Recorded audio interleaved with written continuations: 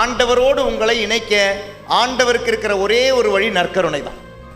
அப்ப இதை தான் இன்னைக்கு பிசாசு எதிர்க்குது. நற்கருணை கிட்ட இருந்து விலகப்போம். புரோட்டஸ்டன்ட் சபைகளுக்கு தெரியல அவங்க செய்யற துரோகம் என்னன்னு தெரியல. They are taking you away from Eucharist. They are taking you away from Eucharist. They are taking you away from the body of Christ. மென்மையான அப்பம் தந்தீர் ஆராதிக்கின்றேன், மெய்யாகவே உம்மை தந்தீர் ஆராதிக்கின்றேன். இவரை நம்புவதே கடவுளுக்கு ஏற்ற செயல். So the question is about doing, the answer is about being. 1000 மணி ஜெபமாலை சொல்லாதீங்கன்னு சொல்லலை. எங்களுக்கு டெய்லியும் எங்களுக்கு எல்லாரும் தியான மையத்தில் சொல்கிறாங்க 1000 மணி ஜெபமாலை சொல்லுவாங்க, டெய்லியும் பரிந்துரை ஜெபம், இப்படியெல்லாம் நிறைய இருக்குது. அந்த செயல் ஆண்டவருக்கு ஏற்ற செயலாக மாறணும்னா கடவுளை நம்பி அதை செய். ஃபவுண்டேஷனை பற்றி இயேசு பேசுகிறார். இவங்க கேட்டது பில்டிங்கை பற்றி, இயேசு பேசுகிறது ஃபவுண்டேஷனை பற்றி. இந்த ஃபவுண்டேஷனில் இருந்து நீங்கள் ஏழைங்களுக்கு உதவி பண்ணுங்கள், அது உங்களுக்கு ஆசீர்வாதம் வரும். இந்த ஃபவுண்டேஷன் இயேசுவை நம்பி கோயிலுக்கு ஒரு டொனேஷன் கொடுங்க. இயேசுவை நம்பி யாருக்காவது ஏழைங்களுக்கு உதவி செய்யுங்க. இயேசுவை நம்பி யாருக்காவது உதவி செய்யுங்க. நம்பிக்கை இல்லாமல் நீங்கள் உதவியெல்லாம் செய்யும்பொழுது அதனுடைய கிரெடிட் எல்லாம் நீங்கள் எடுத்துக்க பார்க்குறீங்க. நான் செஞ்சேன், நான் படித்தேன், நான் கட்டின வீடை, நான் வேலை பண்ணேன், நான் என்னுடைய எதுன்னு வரும். கடவுளுக்கு ஏற்ற செயல் செயல்கள் அல்ல, கடவுளுக்கு ஏற்ற செயல் நம்புவது. யாரை நம்புவது? அவரை அனுப்பியவர் நம்புவது. Price the Lord, price the Lord. அப்போ நம்பிக்கையிலிருந்து செயல்கள் வர வேண்டும், பீயிங்கிலிருந்து டூயிங் வர வேண்டும். பீயிங் இல்லாமல் நீங்கள் டூயிங் செஞ்சீங்க அப்படின்னா அது ஒரு கிறிஸ்தவம் அல்ல, கிறிஸ்தவம் அல்ல. இன்றைக்கி நிறைய டூயிங் நம்ம செய்கிறோம் கோயிலுக்காக. கோயிலில் இருந்து நான் எப்போவுமே சொல்கிற ஒரு சென்டென்ஸ், யூடியூப் பார்த்துட்டே இருந்தீங்கன்னா சொல்கிற ஒரு sentence, sometimes we grow in church, we don't grow in Christ. We grow in church, கொயர்லே தான் இருப்போம். ஆனால் கொயர்லே இருக்கிற பசங்க தான் சொல்கிறேன் பாருங்களேன், நிறைய பாவங்களும் செய்வாங்க. அந்த கொயர்லே ஆல்டர் பாயாக தான் இருப்பாங்க, ஆல்டர் கேர்ளாக தான் இருப்பாங்க. நாளைக்கு பார்த்தீங்கன்னா அதுங்க தான் வேறு ஏதாவது மதத்தில் யாரையாவது கல்யாணம் பண்ணிவிட்டு காதலிச்சுட்டு போயிடுவாங்க. அப்போ நீங்கள் சொல்லுவீங்க, ஃபாதர் என் பையன் தான் ஃபாதர் கொயர் இங்கேயே இருந்தான் ஃபாதர், என் பொண்ணு தான் ஃபாதர் இந்த ஆல்டர் கேர்ளெல்லாம் இருந்துச்சு ஃபாதர். ஒரு முறை நம்ம சொன்னாங்க, +2 வரை என்னுடைய பையன் டெய்லியும் கோயிலுக்கு போவான், சண்டே ஆனால் அவன் தான் உண்டியல் எடுப்பான், சண்டே ஆனால் அவன் தான் உண்டியல் எடுப்பான். +2 வரை கோயிலுக்கு வந்துக்கிட்டு இருந்த பையன் அப்படியே மெதுவாக போய் வழி தவறி போயிட்டான். டூயிங் இருந்தது, பீயிங் இல்லாமல் போச்சு. It's a great difference. Being இல்லாமல் போச்சு. டூயிங் இருந்துச்சு அந்த பையனுக்கு, டூயிங் இருந்துச்சு அந்த பொண்ணுக்கு, ஆனால் பீயிங் இல்லாமல் போச்சு. நான் யாருக்காக செய்கிறேன்றது புரியலை. உண்டியல் எடுக்கிறேன், எல்லாரும் என்னை பாராட்டுறாங்க. என்னையும் நானும் சின்ன வயசுலலாம் போயிட்டு இருந்தபோது கோயிலெல்லாம் போகும்போது எப்பவுமே அம்மாவை பார்த்த ஆளுங்க சொல்லுவாங்க, இவன் ஃபாதர் ஆகிடுவான், இவன் ஃபாதர் ஆகிடுவான், ஃபாதர். அது கேட்கும்போதே எரிச்சலாக இருக்கும். நம்மளை சும்மா விடவே மாட்டாங்களேடா, கோயிலுக்கே போக விட மாட்டாங்க. எனக்கு தெரிஞ்ச ஒரு பையன், ஒரே வீட்டில் ஒரே பையன் தான் அவன். அவன் முடிஞ்ச வரை டெய்லி மாஸ்க் போவான், கோயிலெல்லாம் இருக்கான், ஜெபிச்செல்லாம் அவனுக்கு நல்ல வேலையெல்லாம் கிடச்சிது, நல்ல ஒரு பையன். கோயிலுக்கு எல்லா விஷயங்களும் செய்வான், தசம கூட கரெக்டாக கொடுப்பான். சாதாரண ஒரு வேலை தான், சிம்பிளான ஒரு வேலை, கொஞ்சம் தான் அவனுக்கு சம்பளம் இருந்தாலும் அதுலேயும் 10ல் 1 கொடுத்துருவான். ஆனால் கோயிலுக்கு போனாலே, இல்லை ஏதாவது குடும்ப ஃபங்க்ஷனுக்கு போனாலே, ஏதாவது ப்ரேயர் குரூப்லலாம் இருக்கிறான், அதில் போனாலே ஃபாதர் ஐடியாடா, அந்த கேட்கும் போதே எரிச்சலாக இருக்குது ஃபாதர் அப்படின்றான். ஏன் கோயிலுக்கு போனால் அப்படின்னு உடனே ஃபாதர் ஆகிடுமா? ஃபாதர் ஆண்டவர் கூட இருக்கிறதுக்கு ஃபாதராக தான் இருக்கணும் இல்லையே, நல்ல ஒரு கத்தோலிக்கனா அந்த பக்கமும் இருக்கலாம் இல்லையா? Price the Lord. So being அப்படின்றது ஃபாதர்ஸ்க்கு மட்டும் கிடையாதுங்க, பீயிங் அப்படின்றது குடும்பத்தில் இருக்கிறவங்களுக்கு இருக்கணும். அப்போ அந்த பீயிங்கில் நீங்கள் குழந்தைங்களை வளர்க்கணும். ஏன்னா இன்றைக்கெல்லாம் நிறைய பேர் சொல்லுவாங்க, ஃபாதர் இந்த தியானம்லாம் எங்களுக்கு முன்னாலே கிடச்சிருந்துச்சுன்னா, கல்யாணத்துக்கு முன்னாலே கிடச்சிருந்ததுன்னா கல்யாணம் ஒழுங்காக பண்ணி இருந்திருப்போம், கண்டவனையும் கட்டி இருந்திருக்க மாட்டோம் இல்லையா? அழகை பார்த்து கட்டணும் ஃபாதர், பணத்தை பார்த்து கட்டணும் ஃபாதர், ஜாதியை பார்த்து கட்டணும் ஃபாதர், நகையை பார்த்து கட்டணும் ஃபாதர், வரதட்சணை பார்த்து கட்டணும் ஃபாதர், இதெல்லாம் பார்த்து கட்டணும். ஆனால் ஒரு ஜெபிக்கிற பொண்ணான்னு பார்க்கல, ஜெபிக்கிற பையனான்னு பார்க்காம கட்டிட்டேன் ஃபாதர், இன்றைக்கி கஷ்டப்படுறேன் ஃபாதர். ஒரு அம்மா ஒரு வாட்டி சொன்னாங்க, காதலிச்சு அவங்க லயோலா காலேஜ், சென்னை லயோலாவிலேருந்து ஒரு படிக்கும் பொழுதே மாஸ்டர்ஸ் டிகிரி இவங்க அது இங்கே தான் பண்ணியிருக்காங்க. அது மென்ஸ் காலேஜ்னு உங்களுக்கு தெரியும். ஆனால் மாஸ்டர்ஸில் வந்து விமன் இருக்கிறாங்க. அன்றைக்கி ஒருத்தர் வந்து கல்யாணம் பண்ணிட்டாங்க. கல்யாணம் பண்ண பிறகு இன்றைக்கி வந்து 2 பசங்க இருக்கிறாங்க, என்ஜினியரிங் படிக்கிறாங்க 2 பேருமே. ஆனால் இன்றைக்கி வந்து தான் வருத்தப்படுறாங்க. நான் கல்யாணம் பண்ணும்போது எனக்கு நல்லா தெரியும் ஃபாதர், என்னுடைய ஹஸ்பண்ட் வந்து எத்தீஸ்ட், நல்லா தெரியும். நான் காதலிக்கும் போதே எனக்கு நல்லா தெரியும் அவர் கடவுள் நம்பிக்கையே கிடையாது, கேத்தலிக் தான். நானும் கேத்தலிக், அவரும் கேத்தலிக், எனக்கு நல்லா தெரியும் அவர் எத்தீஸ்ட். இருந்தாலும் அவருடைய குணத்தை எல்லாம் பார்த்து கல்யாணம் பண்ணிட்டேன். ஆனால் கல்யாணம் பண்ண பிறகு அந்த ஒரு வருஷம்லாம் முடிஞ்சு குழந்தையெல்லாம் பிறந்த பிறகு இன்றைக்கி 2 பசங்க இருக்காங்க, 2 பேருக்குமே பேப்டிசம் கொடுக்கல ஃபாதர், 2 பேருக்குமே பேப்டிசம் கொடுக்கல. இன்றைக்கி என்ஜினியர்லாம் படிக்கிறாங்க, நல்ல வீடு சொத்து சுகம் எல்லாமே இருக்கான. கடவுள் நம்பிக்கைன்றது எங்களுடைய பிள்ளைகளுக்கு கொடுக்க முடியாமல் போச்சு. எனக்கு அந்த நம்பிக்கை கொடுக்க முடியாமல் போச்சு. நான் பண்ண ஒரு தப்பினுடைய விளைவு என்னுடைய பசங்க இன்றைக்கி அனுபவிச்சுக்கிட்டு இருக்கிறாங்க. இந்த 2 குழந்தைங்களுக்கும் ஞானஸ்தானம் கொடுக்கல. அதனால் 2 குழந்தைங்களுக்கு அடுத்த எந்த அருட்சாதனமும் கிடையாது. கேத்தலிக் பேரண்ட்ஸினுடைய பசங்க 2 பேருமே இன்றைக்கி பேப்டிசம் இல்லாமல் வாழ்ந்துக்கிட்டு இருக்குங்க, அருட்சாதனங்கள் இல்லாமல் வாழ்ந்துக்கிட்டு இருக்குங்க. அதனால் ரொம்ப ரொம்ப இம்பார்ட்டன்ட்டுங்க கடவுள் மேலே ஒரு நம்பிக்கை. அந்த நம்பிக்கை இல்லாமல் நீங்கள் எதை செய்தாலும் அது பலன் தராது. That will not fructify, that will not bring fruits.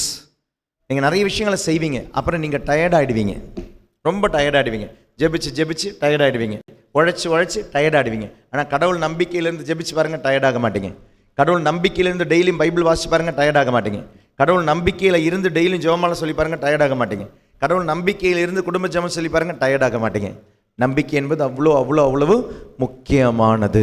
அதனால தான் சொன்னார், கடவுளுக்கு ஏற்ற செயல் கடவுள் அனுப்பியவரை நம்புவதே அப்படின்னு சொல்லிட்டு, நல்லா கவனிங்களேன். அதுக்கு பிறகு இயேசு என்ன தெரியுமா செய்கிறாரு? He is talking about Eucharist.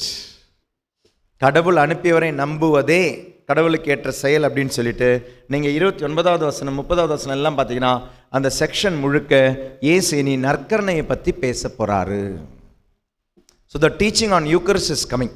அப்போ இயேசு அந்த யூதர்கள்கிட்ட என்ன சொல்கிறாருன்னா, கடவுள் அனுப்பியவரை நம்புவதே அப்படின்னா என்ன அர்த்தம்? கடவுள் அனுப்பியவரை நம்புவதேனா அவர் இப்போ சொல்ல போகிற சொற்களை நம்புவதே கடவுளுக்கு ஏற்ற செயல்.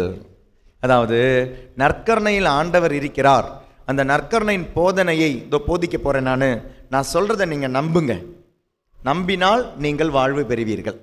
ஸோ இப்போ நீங்கள் ஒருத்தரை நம்புறீங்க அப்படின்னா அதனுடைய அர்த்தம் என்ன? நீங்கள் உங்கள் ஹஸ்பண்டை நம்புறீங்க அப்படின்னா அர்த்தம் என்ன? எப்படி உங்களால் எந்த விதத்துலலாம் நீங்கள் அவரை நம்புறீங்க? What do you mean by நம்பிக்கை? என் ஹஸ்பண்டை நான் நம்புகிறேன் ஃபாதர், கண்மூடித்தனமாக நம்புகிறேன் ஃபாதர் அப்படின்னு அர்த்தம் என்ன? சொல்லுங்கள். ஃபெய்த்து, அது இங்கிலீஷ் டிரான்ஸ்லேஷன். உங்கள் ஹஸ்பண்டை நீங்கள் நம்புறீங்க அப்படின்னா அதனுடைய அர்த்தம் என்ன? சொல்லுங்கள். எந்த சூழ்நிலை? அப்போ அவருடைய செயலை நம்புறீங்க. அப்புறம் பக்கத்தில் இருக்கிறார் அங்கே எங்கேயாவது? இல்லையா? இல்லை ஏதோ போட்டு கொடுக்குறீங்களான்னு நினச்சேன். சரி. அவருடைய செயலை நம்புகிறீர்கள், அப்புறம் சொல்லை நம்புகிறீர்கள், வெரி குட். அப்புறம் அவருடைய சிந்தனை நம்புறீங்க, எனக்காக அவர் எதுவுமே தீங்கு செய்ய மாட்டார். அப்போ நம்பிக்கை அப்படின்னு என்ன? You believe once words, you believe once deeds, you believe once thoughts. அப்போ நம்பிக்கை அப்படின்றது, என்னுடைய பையனை நான் நம்புறேன் அப்படின்னு அர்த்தம் என்ன? அவன் நைட்டு ஒரு 10 மணி 11 மணிக்கு வீட்டுக்கு ஏறி வரான். எங்கடா போயிட்டு வர? ஊர் சுற்றிட்டு வரியா அப்படின்னு கேட்கும்போது, இல்லைம்மா பைக் ரிப்பேர் ஆயிடுச்சுமா, அது ரிப்பேர் பண்ணி வரல. ஓ அப்படியா, சரிடா வாடா, மோங்க கழுவிடா, கை கழுவிடா, சாப்பிட்லாம்டா. அடுத்த கேள்வி இல்லை. ஏன் தெரியுமா? அவன் சொல்கிறத நீங்கள் நம்புறீங்க, அவன் உங்ககிட்ட போய் சொல்ல மாட்டான்னு நம்புறீங்க. ஸோ ஒரு ஆள் மேலே நம்பிக்கை அப்படின்னா அவர் சொல்கிறத நம்புறீங்க, அவர் செய்யறத நம்புறீங்க. பொண்ணு 9 மணி 10 மணிக்கு ஏறி வர, சாதாரணமாக 7 மணிக்கு டியூஷன் முடிச்சுட்டு வரவ, அன்றைக்கி 9வது 10 எங்கடி போயிட்டு வரேன், இவ்வளோ நேரம் ஆகுது, ஃபோன் அடிச்சுட்டு எடுக்கல. இல்லைம்மா திடீர்னு ஒரு பர்த்டே பார்ட்டின்னு சொல்லிட்டாங்கம்மா, அதனால் அவளுடைய வீட்டில் இருந்து கேக்கெல்லாம் கட் பண்ணி வர லேட் ஆயிடுச்சு. அப்படியா, சரி பரவாயில்லவா, ரெடி ஆகிடுவா, சாப்பாடு வச்சுருக்கிறேன். பாருங்க அடுத்த கேள்வி இல்லை. ஏன்னா நான் பொண்ணை நம்புகிறேன், என் பொண்ணு என்கிட்ட போய் சொல்ல மாட்டான்னு நம்புகிறேன், அவளுடைய சொல்லை நம்புகிறேன். அப்போ இயேசு என்ன சொல்கிறாரு? கடவுள் அனுப்பியவரை நம்புவதே அப்படின்னா அர்த்தம் என்ன அர்த்தம்? இயேசு சொல்வதை நம்புங்கள். இயேசு இப்போ என்ன சொல்ல போகிறாரு? நற்கருணை பற்றி சொல்ல போகிறாரு. இது இன்னொரு எக்ஸாம்பிள் கூட சொல்ல மாதிரி, இதெல்லாம் சொல்லி முடித்த பிறகு இயேசு பக்கத்தில் யாருமே காணுங்க, காலி. 12 பேர் தான் மிச்சம் இருக்கிறாங்க. இயேசு எத்தனை பேருக்கு அப்பங்களை பரிமாறி கொடுத்தாரு? எத்தனை அப்பத்தை கொடுத்தாரு? 5 அப்பம். 5 அப்பத்தை எத்தனை பேருக்கு கொடுத்தாரு? 5000 பேருக்கு மேலே. அந்த 5000 பேர்கள் அப்படின்றவங்க ஆண்கள், நல்லா கவனிக்கணும். 5000த்துக்கு மேலே ஆண்கள் இருந்தால் பெண்கள் எவ்வளோ இருந்திருப்பாங்க? 5000 வச்சுப்போம். ஓகே, 5000 ஆண்கள் 5000 பெண்கள். இந்த அந்திரேயா யார்கிட்ட இருந்து அப்பத்தையும் மீனையும் திருடிட்டு வர்றாரு? இன்னைக்கு அவருடைய ஃபீஸ்ட்டு, செயின்ட் ஆண்டனுடைய ஃபீஸ்ட் கரெக்டாக இன்னைக்கு மாட்டினார். அவர் யார்கிட்ட மோப்பம் பிடிச்சிட்டு இந்த மீன் இங்கே இருக்குன்னு அவர் மோப்பம் பிடிச்சிட்டு வந்தார்? ஒரு குழந்தை கிட்ட. அப்போது அங்கே குழந்தைங்களும் இருந்திருக்கிறாங்க. அப்போ ஆண்கள் இருந்திருக்கிறாங்க, பெண்கள் இருந்திருக்கிறாங்க, குழந்தைங்க இருக்கிறாங்க. அப்போ 5000 5000 5000 வச்சுப்போம். அப்போ எத்தனை பேர்? அப்போ இயேசு 5 அப்பத்தை 5000 பேருக்கு மேலே கொடுத்தார் அப்படின்னா, இயேசு அப்பத்தை பழுக செய்யும்போது அங்கே எத்தனை பேர் இருந்திருக்கிறாங்க? மினிமம் 15000 பேர். மினிமம் 15000 பேர். இந்த 15000 பேர் தான் கடைசியில் எத்தனைவா மாறிடுச்சு? 12 பேராக மாறிடுச்சு. So after the preaching about Eucharist everyone left him. இதுதாங்க இயேசு சொன்னார், நான் சொல்வதை நம்பினால் உங்களுக்கு நிலை வாழ்வு அப்படின்னாரு. ஆனால் அத்தனை பேரும் நம்பாமல் போயிட்டாங்க. அதுக்குள்ளே நம்ம போவோம், அதனுடைய ஒவ்வொரு செக்ஷனுக்குள்ளே போவோம். போயிட்டு கடைசியில் 12 பேர் நிற்கும் போது இயேசு என்ன தெரியுமா சொல்கிறாரு? இதில் ஒருத்தன் என்னை காட்டி கொடுக்கறதுக்கு ரெடியாக இருக்கிறான் அப்படின்னார். ஒருத்தன் நம்பிக்கை இல்லாதவன் அப்படின்னார். அப்போ எத்தனை பேர்? 12 -1 11.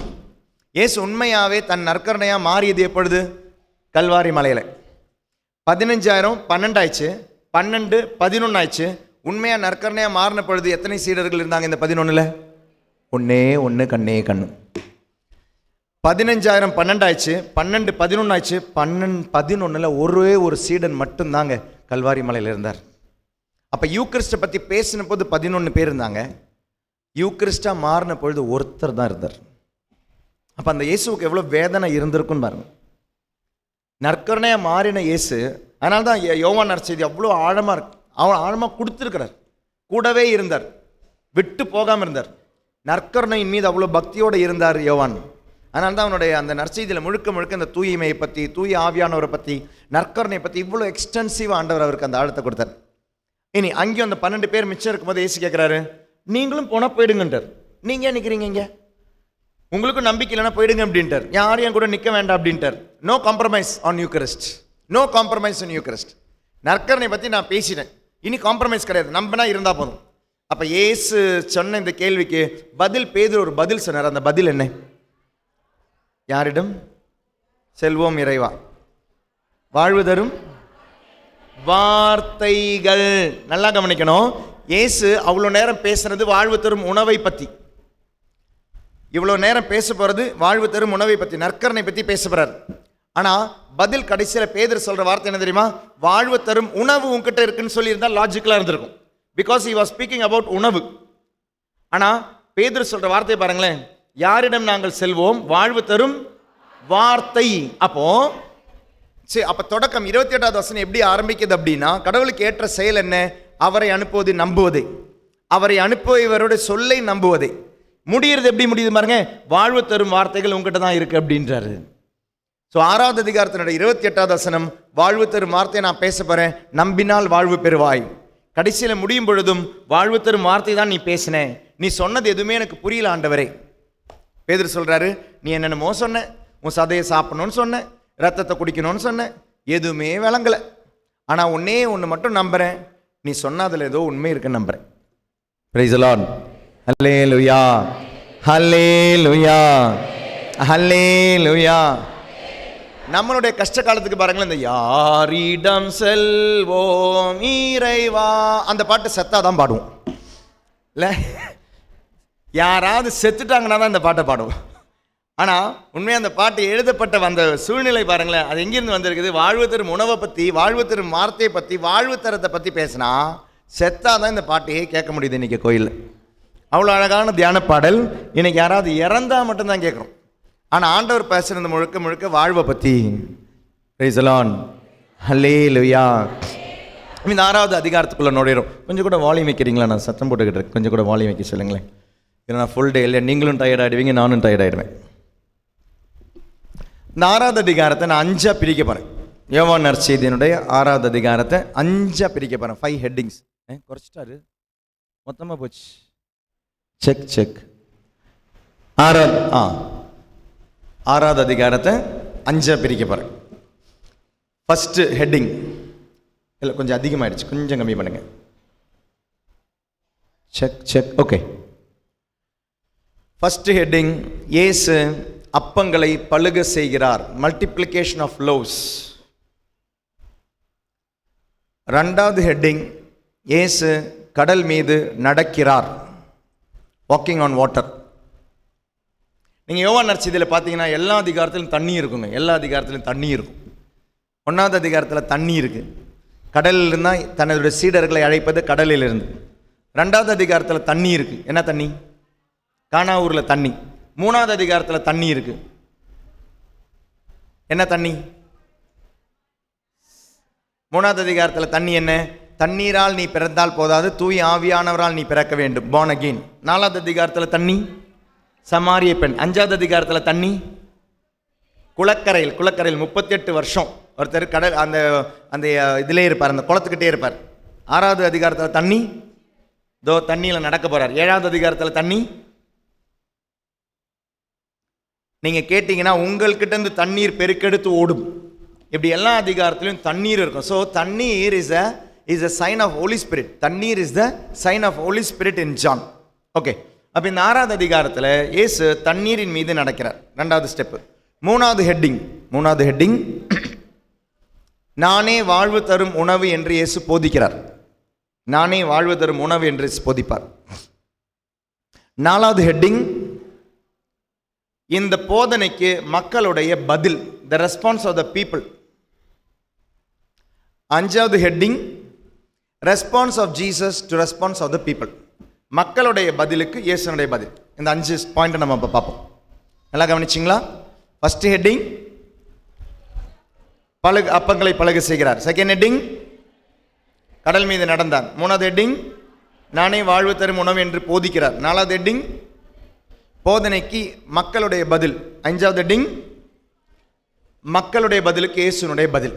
5 பிரிச்சிட்டோம்னா அந்த 6வது அதிகாரத்தை நமக்கு நல்லா அழகாக படிச்சிடலாம்.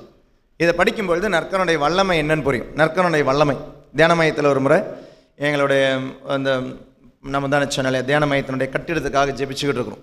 அப்போ ஜெபிக்கும்பொழுது போனதுக்கு முந்தின வருஷம் என்ன நாங்கள் பண்ணோன்னா 2023 செப்டம்பர் 29 டு 24 செப்டம்பர் 29 வரை ஒரு வருஷம் 365 நாள் 24 மணி நேரமும் அங்கே ஆராதனை இந்த தியான மையத்தினுடைய புதிய கட்டிடத்துக்காக ஜெபிக்கிறதுக்காக முடிவு பண்ணும். ஸோ கண்டினியூஸ்லி 24 hours, அதாவது 365 நாளும் விடாமல் ஆராதனை போயிட்டே இருக்கு. கண்டினியூஸாக நிரந்தரமாக ஆராதனை. யாராவது நற்கருணை ஆண்டவர் முன்னால் உட்காருவாங்க. 1000 மணி ஜெபமாலை இருக்கும், 1000 மணி இரக்கத்தின் ஜெபமாலை இருக்கும், சங்கீதம் 150 வாசித்து முடிப்பாங்க. அல்லாத டைமில் கொஞ்சம் சைலண்டாக இருப்பாங்க. டைம் டேபிள் கொடுத்துருந்தோம். 24 ஹவர்ஸும் 1000 மணி மாதா ஜெபமாலை, 1000 மணி இரக்கத்தின் ஜெபமாலை, 150 சங்கீதம். இது டெய்லி நடந்துக்கிட்டே இருக்கும். அப்போ யார் வேணாலும் வரலாம், தங்கலாம், தே கேன் டூ இட். அப்படி எங்களுடைய வாலண்டியருடைய ஒரு மகள் அவள் சொன்னா, ஃபாதர் அவள் வேலை பண்ணிக்கிட்டு இருக்கிறான், ஃபாதர் எப்போல்லாம் டைம் கிடைக்கும்போது நான் நைட்டு மட்டும் வந்துட்டு சங்கீதம் வாசிச்சுட்டு போகட்டா? கண்டிப்பாக வாமா, all are for all it is open, எல்லாரும் வரலாம், யாருக்கு வேணாலும் வரலாம், ஜெபிக்கலாமே, நீ வா. அப்படி இந்த பொண்ணு நவம்பர் மாதம் டிசம்பர் மாதம் ஜெபிக்க வந்தான் 2023. இவளுக்கு 8 வருஷமாக குழந்தை இல்லை. ஒரு தடவை கூட அவள் கன்சீவ் ஆகவே இல்லை.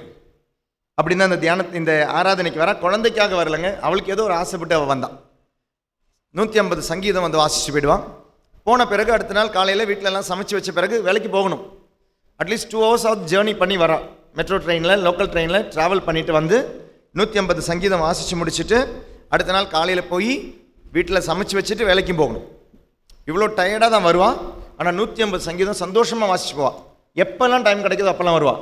நவம்பர் முடிஞ்சிச்சு, டிசம்பர் முடிஞ்சிச்சு. டிசம்பர் 24 அவங்க அப்பா ஃபோன் பண்ணி சொல்கிறாரு, ஃபாதர் என்னுடைய மக கன்சீவாக இருக்கிறா ஃபாதர் அப்படின்னாங்க. Price allot, price allot. 8 வருஷத்துக்கு பிறகு முதல் தடவை அவள் கன்சீவ் ஆகிறான். அந்த ப்ரெக்னென்சி கிட்டில் தான் தெரிஞ்சிச்சு. அப்போ என்ன பண்ணாங்கன்னா, இன்றைக்கி நாங்கள் டாக்டர்கிட்ட கொண்டு போகிறோம், ப்ரேயர் பண்ணிக்கோங்க ஃபாதர் அப்படின்னாங்க. இவள் டாக்டர்கிட்ட போயிருக்கிறான். டாக்டர்கிட்ட போன பொழுது டாக்டர் ஃபஸ்ட் டைம் அவளை பார்க்குறாங்க. இவகிட்ட கேட்டாங்க, எத்தனை வருஷமாக ஆச்சு? 8 வருஷமாகுது, ஃபஸ்ட் டைம் கன்சீவ் ஆகிறேன். டாக்டர் சொல்கிறாங்க வாய்ப்பே இல்லை அப்படின்னாங்க. நீ ஏதாவது ட்ரீட்மெண்ட் எடுக்கிறியா? இல்லை. ஏதாவது டாக்டர் போய் பார்த்துருக்கேன் அந்த தேவைக்காக? இல்லை. எந்த சிகிச்சையும் இல்லை, எந்த மாத்திரை மருந்தும் சாப்பிடல, உனக்கு வாய்ப்பே இல்லைம்மா. ஏன் டிஸ்கரேஜ் பண்ணிக்கிட்டே இருக்காங்க டாக்டர். இவன் சொல்கிறேன், நீங்கள் டெஸ்ட் பண்ணி பாருங்கள் டாக்டர், பார்க்கலாமே அப்படின்னு. டாக்டர் செக் பண்ணி பார்க்குறாங்க. செக் பண்ணி பார்க்கும்பொழுது அதை உறுதி செய்கிறாங்க, ஷீ இஸ் கன்சீவ்ட். டாக்டருக்கு அதிசயம். டாக்டர் இவகிட்ட கேட்குறாங்க, இது எப்படிமா நடந்தது? ஒரே ஒரு வார்த்தையில் அவன் முடிச்சிட்டா, நற்கருணை ஆண்டவர் தந்தார் அப்படின்னு. Praise the Lord. நற்கருணை ஆண்டவர் தந்தார். அந்த அம்மாவுக்கு புரியலை, யார் இது அப்படின்னாங்க. நற்கருணை ஆண்டவர், அவர் யாருமா? இப்போ தான் சொல்கிறா, ஏசப்பா தந்தார் அப்படின்னு. இப்போ சொன்னியே இது கரெக்ட், இப்போ சொன்னி இது கரெக்ட். ஏன்னா எந்த ட்ரீட்மெண்ட் பாரு, எத்தனையோ பேர் அங்கே உட்காந்துருக்காங்க பாரு லைனில், எவ்வளோ வருஷக்கணக்காக ட்ரீட்மெண்ட் எடுத்துக்கிட்டு இருக்காங்க தெரியுமா? அவங்களுக்கெல்லாம் நடக்காது உனக்கு நடந்திருக்குன்னா, it is a miracle for you, it is a miracle for you. இன்றைக்கி அழகான ஒரு குழந்தை, சென்ட் பெனடிக்டினுடைய திருவிழா அன்றைக்கி தான் பிறந்துச்சு அந்த குழந்தை. அதனால் அந்த பேரை தான் அவங்க வச்சுருக்கிறாங்க அந்த குழந்தைக்கு. 8 வருஷத்துக்கு பிறகு இன்றைக்கி ஒரு குழந்தையினுடைய தாயாக இருக்கும் பொழுது ஷீஸ் அந்த டெஸ்டிமனி அவ கொடுக்கறது, நற்கருணை ஆண்டவர் எனக்கு தந்தார் ஃபாதர். ஆனால் அதிசயங்கள் அற்புதங்களை செய்ய வல்லவர் முதல் அதிசயத்தை செய்கிறாரு. 5 அப்பங்களை 5000 பேருக்கு மேலே கொடுக்கும் பொழுது 5 அப்பங்களை 5000 பேருக்கு மேலே கொடுக்கும் பொழுது இயேசு இங்கே சொல்கிற ஒரு விஷயம் இருக்கு. என்ன தெரியுமா? 5 அப்பத்தை எனக்கு 5000 பேருக்கு மேலே கொடுக்கணும்னா, நம்ம எப்பயுமே பசங்களுக்கு ஒரு கதையை சொல்லிக் கொடுவோம். கதை சொல்லி கொடுத்துட்டு சொல்லுவோம் moral of the story. Story important கிடையாதுங்க, moral of the story is important. காக்கா வந்துச்சு, வடையை பாட்டி சுட்டுக்கிட்டு இருந்தாங்க, காக்கா பாட்டிக்கிட்டு இருந்து சுட்டுட்டு போயிடுச்சு இல்லையா? நரி கீழே இருந்துச்சு, கத்திச்சு, இதெல்லாம் கதை. நரி கேட்டபோது காக்கா பாடிச்சு, வடை கீழே விழுந்துச்சு. இந்த கதையால் பிரயோஜனம் கிடையாது. கதையில் ஒரு காரியம் இருக்கும், அந்த காரியம் தான் பிரயோஜனம். அந்த காரியம், இந்த moral of the story is important. இயேசு செய்கிற எல்லா அற்புதங்களுக்கும் அதில் ஒரு காரியத்தை சொல்வார். கதைக்கு பின்னால் ஒரு காரியம் இருக்கும். அந்த காரியம் இயேசு சொல்கிறார் பாருங்களேன். நான் 5 அப்பத்தை 5000 பேருக்கு மேலே கொடுக்கும்பொழுது இதில் நான் கொடுக்குற ஒரு போதனை இருக்குது. போதனை என்ன தெரியுமா? I have the power over bread. அப்பத்தின் மீது எனக்கு அதிகாரம் உண்டு. அப்பத்தின் மீது எனக்கு அதிகாரம் உண்டு. 5 அப்பத்தை 50,000 பேருக்கு கூட நான் கொடுப்பேன். நான் 5 அப்பத்தை 5000 பேருக்கு என்ன, 15,000 பேருக்கு என்ன, 50,000 பேருக்கு என்ன, 5 லட்சம் பேருக்கு நான் கொடுப்பேன். Because I have the power over the bread. 2வது அற்புதம் இயேசு செய்கிறது, தண்ணீரின் மீது நடக்கிறார். நீங்கள் எவ்வளோ தான் முயற்சி செஞ்சாலும் உங்களுக்கு தண்ணி மேலே நடக்க முடியாது. நீங்கள் எவ்வளோ தான் எக்ஸ்பர்ட் இன்டர்நேஷ்னல் ஸ்விம்மராக இருந்தாலும், நீங்கள் எவ்வளோ தான் அவார்டு வாங்கியிருந்தாலும் உங்களுக்கு தண்ணி மேலே நடக்க முடியாது. ஏன்னா உங்களுடைய சரீரத்துக்கும் அந்த தண்ணிக்கும் அந்த கிராவிடேஷனல் ஃபோர்ஸில் அது ஒத்துக்காது. கீழே போயிடுவீங்க, நடக்க முடியாது. நிற்கணும்னு நினச்சாலே விழுந்துருவீங்க. நீங்கள் you cannot even stand on water. நிற்கவே முடியாதுன்னு எப்படிங்க நடக்க முடியும்? தண்ணீரின் மீது உங்களால் நிற்கவே முடியாதுன்னா நடக்க முடியாது. அப்படின்னா இயேசு நடக்கிறார் அப்படின்னா அதனுடைய அர்த்தம் என்ன? இயேசு moral of the story, moral of the miracle என்ன? I have the power over my body. எனக்கு என் சரீரத்தின் மீது அதிகாரம் உண்டு. முதல்ல என்ன சொன்னாரு? எனக்கு அப்பத்தின் மீது அதிகாரம் உண்டு. 2வது என்ன சொல்றாரு? எனக்கு என் சரீரத்தின் மீது அதிகாரம் உண்டு. 3வது, இது 2மே செஞ்ச பிறகுதாங்க 3வது சொல்றாரு, எனது சரீரத்தை அப்பமாக தரும் அதிகாரம் எனக்கு உண்டு. ஸோ 2 டெமான்ஸ்ட்ரேஷனுக்கு பிறகுதான் இயேசு ஒரு டீச்சிங்கை கொடுக்குறாரு. இயேசு வாயில் வடை சுடலை. இயேசு ரொம்ப கிளியராக 2 விஷயங்களை செஞ்சு தந்த பிறகு சொல்கிறாரு, அப்பத்தின் மீது அதிகாரம் உண்டு, என் சரீரத்தின் மீது எனக்கு அதிகாரம் உண்டு, என் சரீரத்தை அப்பமாக தரும் அதிகாரம் எனக்கு உண்டு. இந்த அதிகாரத்தை தாங்க இன்றைக்கி பிரிவினை சகோதரர்கள் கேள்வி கேட்டுக்கிட்டு இருக்கிறாங்க. So this question is not raised against the church. The question is raised against Christ. அப்பத்தில் இன்னைக்கு இயேசு இல்லைன்னு யாரெல்லாம் சொல்கிறீங்களோ, அது கேத்தலிக்காக இருக்கட்டும், நான் கேத்தலிக்ஸாக இருக்கட்டும், யாருமாக இருக்கட்டும், யாராக இருந்தாலும் இயேசுவுக்கு அப்பத்தில் வர முடியாது அப்படின்னு யாராவது சொல்கிறாங்கன்னா, you are questioning the power of Jesus Christ. திருச்சபையினுடைய அதிகாரத்தை யாருமே கேள்வி கேட்கல. அவங்க நினைக்கிறாங்க திருச்சபையினுடைய அதிகாரத்தை கேள்வி கேட்குறாங்க. அது திருச்சபையினுடைய அதிகாரத்தை கேள்வி கேட்கறது கிடையாதுங்க, அது ஆண்டவருடைய அதிகாரத்தை கேள்வி கேட்கறது. உன்னால் எப்படி தர முடியும்? அது எப்படி இயேசுவால் அப்பத்தில் வர முடியும்? அது எப்படி ஒரு அப்பத்தில் எப்படி தூக்கி காமிக்கிறாங்களா? அப்படி ஒரு அரசியல்வாதி சொல்லிட்டு இருந்தார் இல்லையா, ரொம்ப மோசமாக சொல்லிட்டு இருந்தார். He happened to be a Christian. ரொம்ப மோசமாக சொல்லிட்டு இருந்தார். அப்போ தான் இவர் தூக்கிட்டு காமிச்சாங்களாம். அந்த ஃபாதர் அங்கே சொன்னாரா இது தூக்கி காமிச்சிட்டு இது உடல்னு சொன்னோன்னா இயேசு வந்துட்டாராம். அதில் எவ்வளோ கேவலமாக பேசுனாங்க தெரியுமா? பப்ளிக் ஸ்பீக்கிங்கில் எவ்வளோ கேவலமாக பேசுனாங்க. இது ஒரு அனுபவம். ஆண்டவர் இதில் வர்றார் அப்படின்றது அனுபவம். அது அனுபவித்த மக்கள் உண்டு. நீங்கள் யூக்கரிஸ்டிக் ஃபாஸ்டர்ஸ்னு கேட்டிருக்கீங்களான்னு தெரியல. ஃபாஸ்டிங் தெரியும் உங்களுக்கு? ஃபாஸ்டிங் யூக்கரிஸ்டிக் ஃபாஸ்டர்ஸ் அப்படின்னு இருக்கிறவங்க அது யார் அப்படின்னா, சாப்பாடு சாப்பிட முடியாது அவங்களால. கூகுளில் தேடி பாருங்கள், யூடியூப்பில் தேடி பாருங்கள். அவங்களால சாப்பாடு சாப்பிட முடியாது. ஒரு சொட்டு தண்ணி கூட உள்ளே இறங்காது. அவங்களுக்கு பிடிக்காம கிடையாதுங்க, அவங்களால குடிக்க முடியாது, தண்ணி குடிக்க முடியாது, அவங்களால சாப்பாடு சாப்பிட முடியாது. ஆனால் அவங்க நற்கருணை மட்டும் சாப்பிடுவாங்க. அப்படி வாழ்ந்த புனிதர்கள் உண்டு. 1 நாள் 2 நாள் கிடையாதுங்க, வருஷக்கணக்காக வாழ்ந்தவர்கள் உண்டு. FASTERS யூக்கரிஸ்டிக் ஃபாஸ்டர்ஸ் சும்மா நீங்கள் கூகுளில் அடித்து பார்த்தீங்கன்னா you will get a list of persons. 4 வருஷம், 5 வருஷம், 10 வருஷம், 14 வருஷம் வாழ்ந்தவங்களாக இருக்கிறாங்க.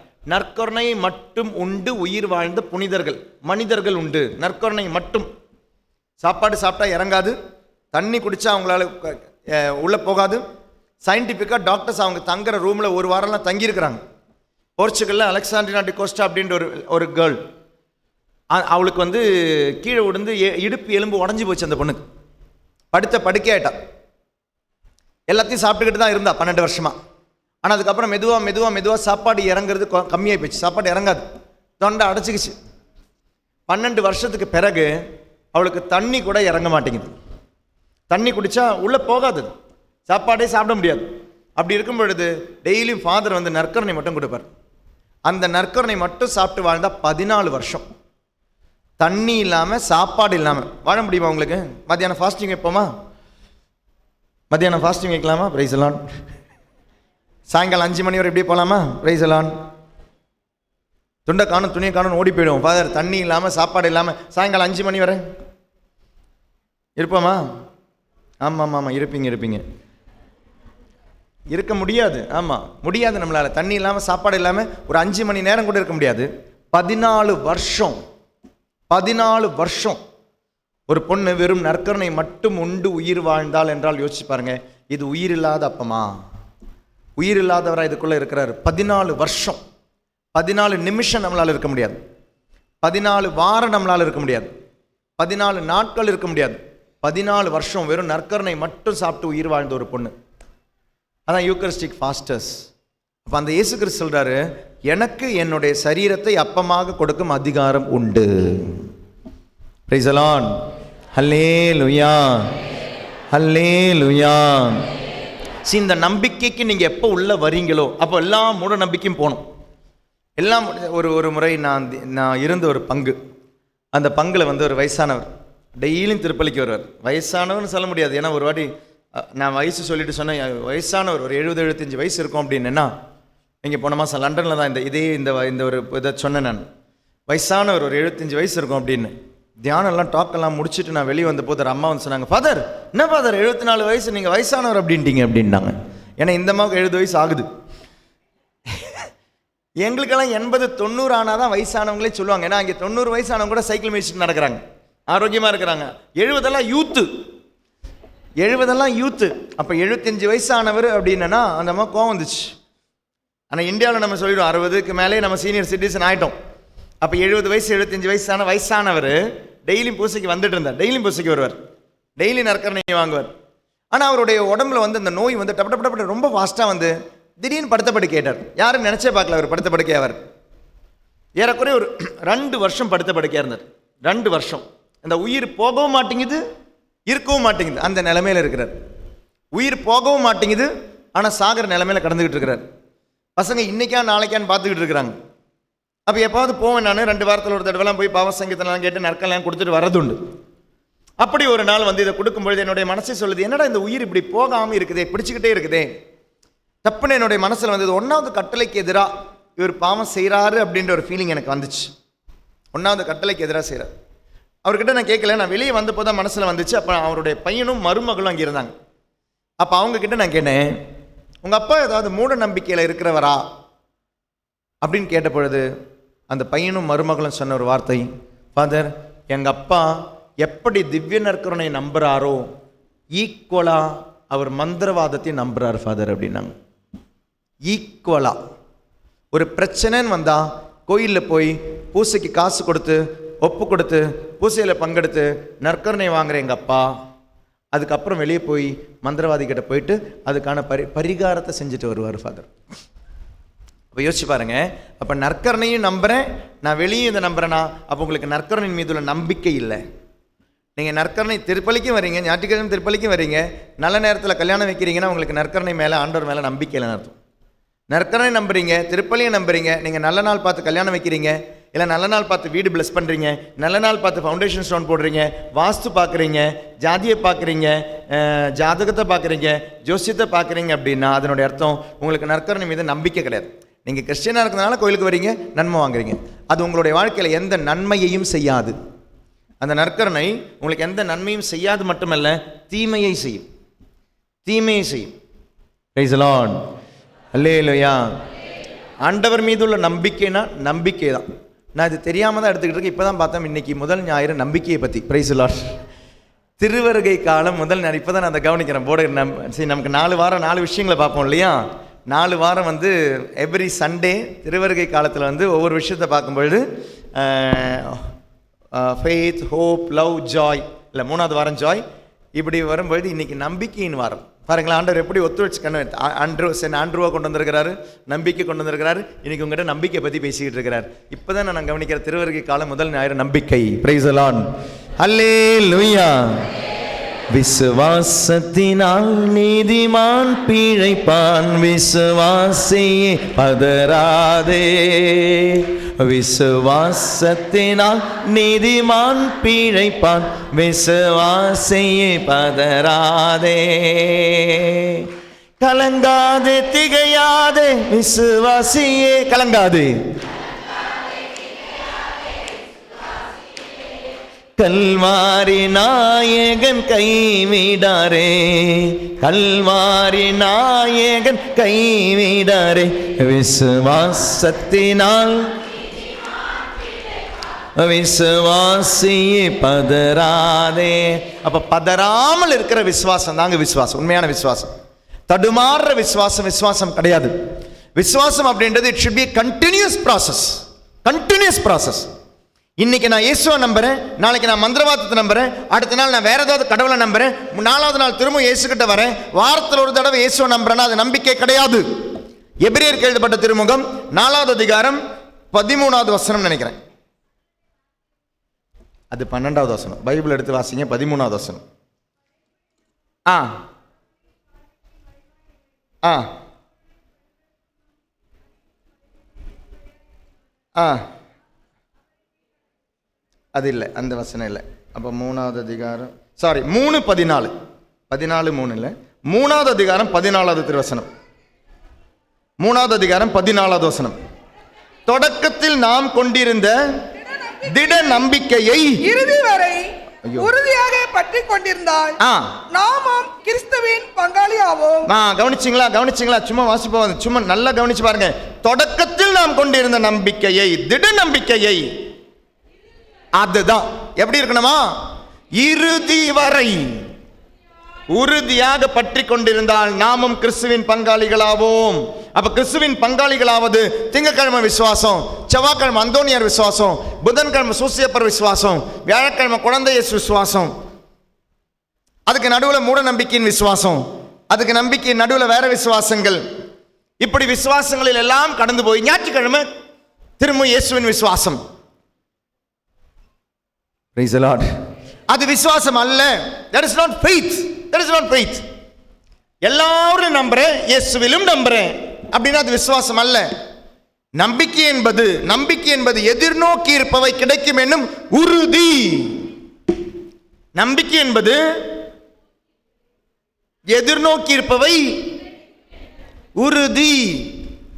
இது எங்க இருக்கு இந்த வசனம்?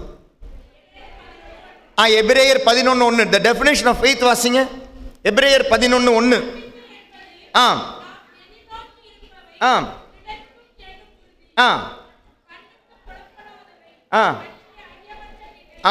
நல்லா கவனிங்க, நல்லா கவனிங்க. அந்த வார்த்தை இங்கிலீஷ்ல வாசி பாருங்க. இங்கிலீஷ் யாருக்கிட்டையாவது இருக்கா? faith is the guarantee of things hoped for. certainty of things that we do not see. நல்லா கவனிங்களேன். இங்க ரெண்டு வார்த்தையுமே ஆப்போசிட்டான வார்த்தை. ரெண்டுமே ஆப்போசிட்டான வார்த்தை. எதிர்நோக்கி இருப்பவை கிடைக்கும் என்னும் உறுதி. Hope, confidence. ரெண்டாவது பாருங்களேன், கண்ணுக்கு புலப்படாதவை உண்டு என்ற ஐயமற்ற நிலை. certainty of things what we have not seen. பார்த்ததே இல்லை ஆனால் இருக்குன்னு நான் உறுதி செய்கிறேன். இது ரெண்டுமே ஆப்போசிட்டான வார்த்தை. எதிர்நோக்கி இருப்பவை உறுதியாக இருக்கு. ஃபார் எக்ஸாம்பிள், மோட்சம் இருக்கா இல்லையா? இருக்கா இல்லையா? என்ன எவிடன்ஸ்? நம்பிக்கை. வேற ஏதாவது எவிடன்ஸ்? லாசர் இறந்தாரு, உயிர்த்தாரு, திருப்பி இறந்துட்டாரு. நம்பிக்கை. வா அப்படின்னாரு. மோட்சம் இருக்குன்றது உறுதி என்னங்க?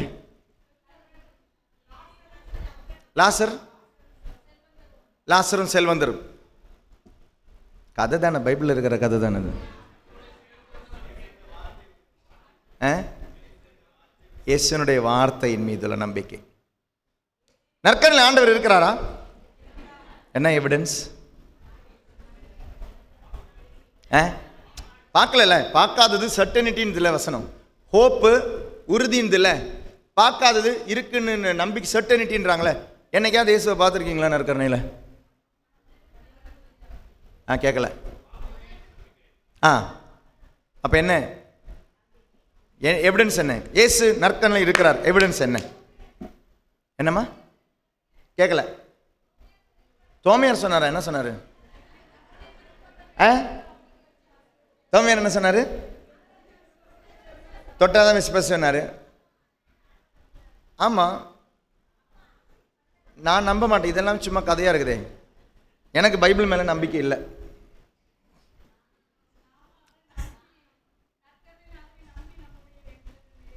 வேண்டுதல் நிறைவேறலனா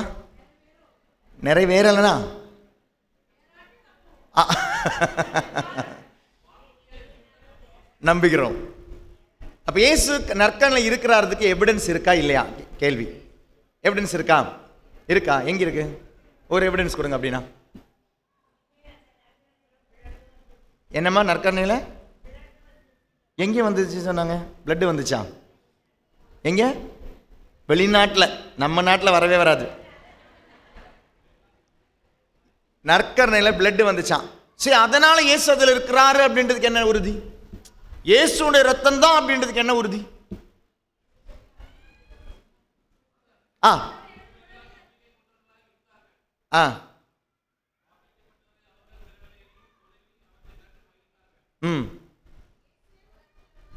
இயேசுவே உலகத்தில் வந்து பிறந்தார். நற்கரணையில ஆண்டவர் இருக்கிறாரான்றதுக்கு எவிடன்ஸ் இருக்கா இல்லையா? பைபிள்ல இருக்கு, 12 அதிகாரம். அப்ப நீங்க பாத்தீங்களா, எல்லாம் இப்ப நம்ம முழிச்சுக்கிட்டு இருக்கிறோம். ஏன்னா நற்கரணையில ஆண்டவர் இருக்கிறார் அப்படின்றதுக்கு எவிடன்ஸ் இல்லை. அவ்வளவுதான். நீங்க தூக்கி போட்டு தோய்ச்சிருவீங்க, எனக்கு தெரியும் வெளியே வந்தா. நான் திரும்பவும் சொல்றேன், நான் சொல்ற விஷயத்துல உறுதியா சொல்றேன், நற்கரணையில் ஆண்டவர் இருக்கிறார் அப்படின்றதுக்கு எவிடன்ஸ் இல்லை. அப்ப நீங்க சொல்வீங்க, இல்ல ஃபாதர், யூகரிஸ்டிக் மிரக்கிள்ஸ் லான்சியானோல இருக்குது ஃபாதர், 13 நூற்றாண்டுகளா, 1300 வருஷமா இன்னைக்கு அழுகாத அப்பம் இருக்குன்னா நம்பிக்கை இல்லாத தெரியுமா சொல்லுவாங்க, அது இயேசுனுடைய சரீரம் அப்படின்றதுக்கு என்ன உறுதி? இல்ல டெஸ்ட் பண்ணி பார்த்தாங்க, ஏ பாசிட்டிவ் பிளட்னு சொன்னாங்க, ஏ பாசிட்டிவ் இது இருக்கு அப்படின்னாங்க. இருந்தாலும் இயேசுனுடைய சரீரம் அப்படின்றதுக்கு என்ன உறுதி? அது எவிடன்ஸ் கிடையாது. எவிடன்ஸ் என்ன தெரியுமா? நான் தான். இயேசுவை நம்புற நான் மட்டும்தான் evidence. There is no evidence that Jesus is in Eucharist. There is no evidence. It is a complete faith. Who receive Jesus, you should become Eucharist. இயேசு நற்கரணையில் இருப்பார் அப்படின்றதுக்கு எவிடன்ஸ் கிடையாது. அப்ப நம்பிக்கை அப்படின்னு என்ன? நீங்க சொன்ன எல்லாமே பாருங்க, நீங்க எங்க தெரியுமா போறீங்க? பைபிளுக்கு போறீங்க. எதை சொல்லும்போது பாருங்க, நீங்க பைபிளுக்கு போறீங்க. அப்போ இயேசு நற்கரணையில் இருக்கிறார் என்பதனுடைய உறுதி என்ன தெரியுமா? இயேசு சொன்னார். மோட்சம் இருக்கு அப்படின்னா அதனுடைய உறுதி என்ன தெரியுமா? இயேசு சொன்னார்.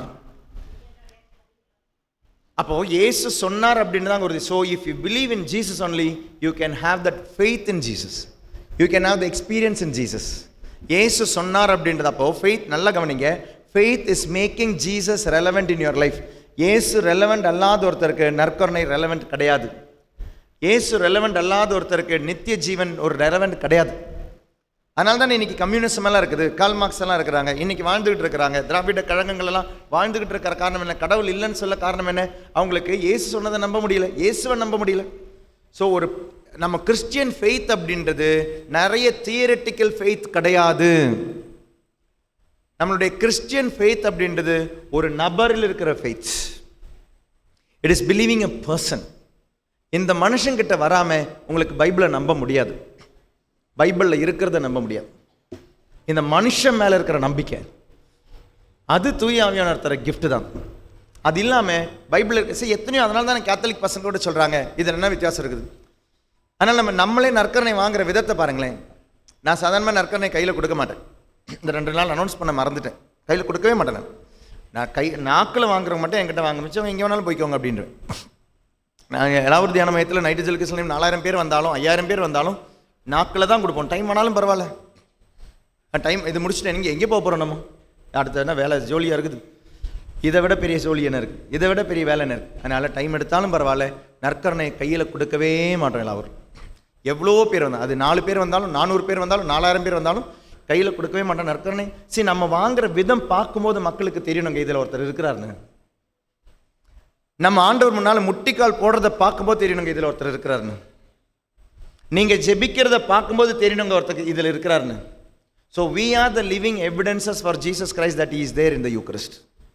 If we have lost our faith, நம்ம இவர் இதில் இருக்கிறாருன்னு யாரால் ப்ரூவ் பண்ண முடியும்? Praise the Lord. அதிசயங்கள் அற்புதங்கள் எல்லாம் நடக்கும்போது எத்தனையோ கடவுளை நம்பிக்கை இல்லாதவங்க, இல்லை கோயிலுக்கு வர விருப்பம் இல்லாத கேத்தலிக் யூத் சொல்லுவாங்க, இதிலெல்லாம் ஆண்டவர் இல்லை, ஞாயிற்றுக்கிழமை கோயிலுக்கு போனால் தான் ஆண்டவர் விருப்பப்படுவாரா, ஆண்டவர் திருப்தி அடைவாரா? எத்தனையோ பேர் கேட்குறவங்க இருக்காங்க. ஞாயிற்றுக்கிழமை கோயிலுக்கு போகாதவங்க இருக்கிறாங்க. அப்போ இயேசு இதில் இருக்கிறார் என்பதனுடைய எவிடன்ஸ் இயேசுவை நம்புற நீயும் நானும் தான். வேறு எவிடன்ஸ் கிடையாது கிடையாது கிடையாது. No evidences. எவ்வளோ வேணாலும் நீங்கள் ஆர்கியூ பண்ணி பாருங்கள், எவிடன்ஸ் கிடையாது. நற்கண்ணில் ஆண்டவர் இருக்கிறான்ற எவிடன்ஸ் கிடையாது. லன்சியானில் ஆமாம் 1300 வருஷமாக இயேசுனுடைய அந்த அப்பம் இயேசுனுடைய சரீரமாக மறந்து இன்றைக்கி இருக்குது, அழுகாமல் இருக்குது. அந்த மாம்சம் அழுகாமல் இருக்குது 1300 வருஷமாக. நல்ல விஷயந்தான். அது நம்பிக்கை இருக்கிறவங்களுக்கு அது ஒரு எக்ஸ்ட்ரா தூண்டுதலை ஒழிய நம்பிக்கை இல்லாதவங்களுக்கு அது எவிடன்ஸ் கிடையாது. எவிடன்ஸ்னா it should be objective.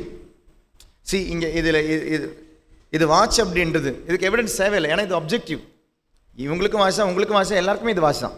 So ஒரு விஷயம் எவிடன்ஸ் அப்படின்னா சயின்டிஃபிக்காக இருக்கணும். சயின்டிஃபிக் அப்படின்னா அது ஆப்ஜெக்டிவாக இருக்கணும். அது எனக்கும் எவிடன்ஸாக இருக்கணும், உங்களுக்கும் எவிடன்ஸாக இருக்கணும். அதான் எவிடன்ஸ். இல்லைன்னா எவிடன்ஸ் கிடையாது. Experience. Experience. I love Jesus. I experience Jesus in the Eucharist. So I am the living evidence. I am the living evidence. இல்லை வேறு எவிடன்ஸ் கிடையாது. இயேசு நற்கரணையில் இருக்கிறான்றதுக்கு எவிடன்ஸ் கிடையாது. அற்புதங்கள் அதிசயங்கள் யூக்கரிஸ்டிக் மிரக்கல் இருக்கு. நான் சொன்ன அலெக்சாண்ட்ரினா டி கோஸ்டா நற்கரணை மட்டும் வாழ்ந்தா 14 வருஷம் வாழ்ந்தான். எவிடன்ஸான்னு கேட்டால் நற்கரணைக்கான எவிடன்ஸ், அது அப்பத்துக்கான எவிடன்ஸாக இருக்கலாம். அது ஜீசஸ் தான் அப்படின்றதுக்கு எவிடன்ஸ் என்ன? வாழ்ந்த அந்த பொண்ணு தான் 8 வருஷமாக குழந்தை இல்லாத சொல்கிறா, யூக்கரிஸ்டிக் லார்ட் தான் ஆண்டவர் எனக்கு தந்தார் அப்படின்றா. அவள் தான் evidence. Praise the Lord. Hallelujah. So faith is equal to making Jesus relevant in your life. ஆண்டவரை முதல் உரிமை கொடுத்து முதல் இடத்தில் வைப்பதாங்க ஃபெய்த். அவர் என்னெல்லாம் சொல்கிறாங்களோ அது நம்புவது தான் ஃபெய்த். ஏசு சொல்லிட்டார், அவ்வளோதான், அதுக்கு அப்பாற்பட்டு எதுவுமே கிடையாது. செத்தவங்கிட்ட சொன்னார் எழுந்து போ அப்படின்னார், அவன் உயிர்த்து போனான். ஏசு சொன்னார். இல்லைனா பைபிள் எல்லாம் கதைகள் தான். பைபிள் இருக்கிறது எல்லாமே கதைகள் தான். If you want to believe Jesus, you have to become disciple of Jesus. Otherwise you will not understand Jesus, you will not understand Bible. So ஆழமான அந்த நம்பிக்கையில் இல்லைனா யூக்கரிஸ்டை கடந்து போக முடியாது. அப்போ 3 விஷயம் சொல்லி முடிச்சிட்டேங்க. ஒன்றாவது பாயிண்ட்டு, இயேசு 5 அப்பத்தை 5000 பேருக்கு மேலே கொடுக்கும் பொழுது சொல்கிற விஷயம் என்ன? moral of the story, I have the power over bread. I have the power over bread. கடல் மீது நடக்கும் பொழுது moral of the story, I have the power over my body. 3வது, இது ரெண்டுமே செஞ்சுட்டு I have the power to give my body in the form of bread. இயேசு சொன்னார், அதனால் அது நடக்கும்.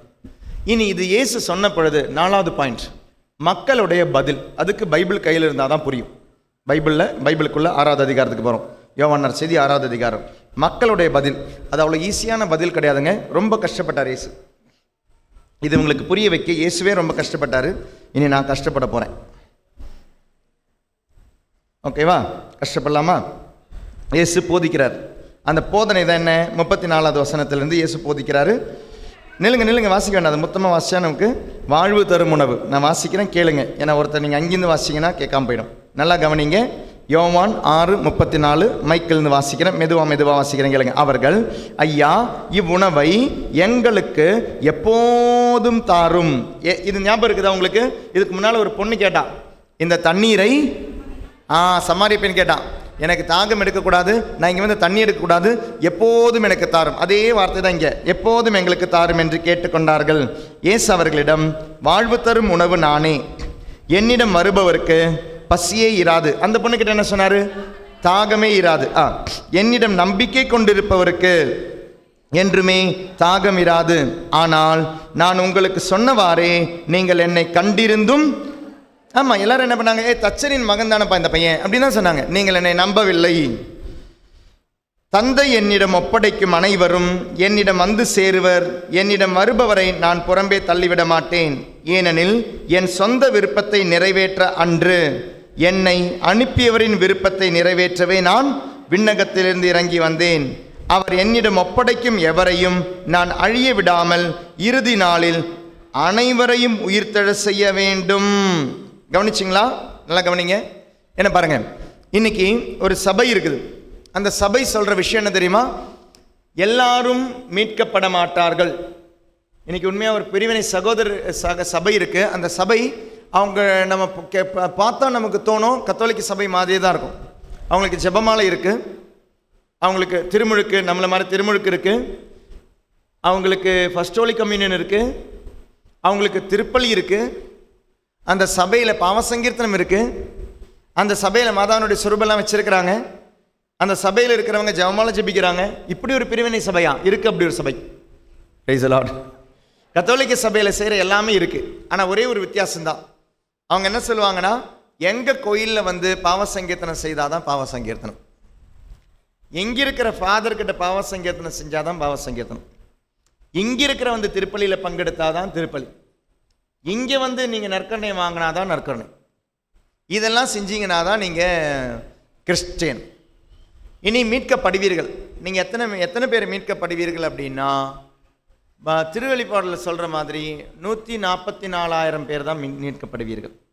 144,000னா 1,44,000 பேர் தான் மீட்கப்படுவீர்கள். அப்போ மற்றவங்கெல்லாம் நான் வாங்க, அந்த 144 நீங்கள் இருப்பீங்களா? ஹலோ, அதில் 10 லட்சத்திலே இருக்க மாட்டோம், நாங்கள் 10 கோடியிலே இருக்க மாட்டோம். இனி 1,44,000 பேரில் நாங்கள் இருப்போமா?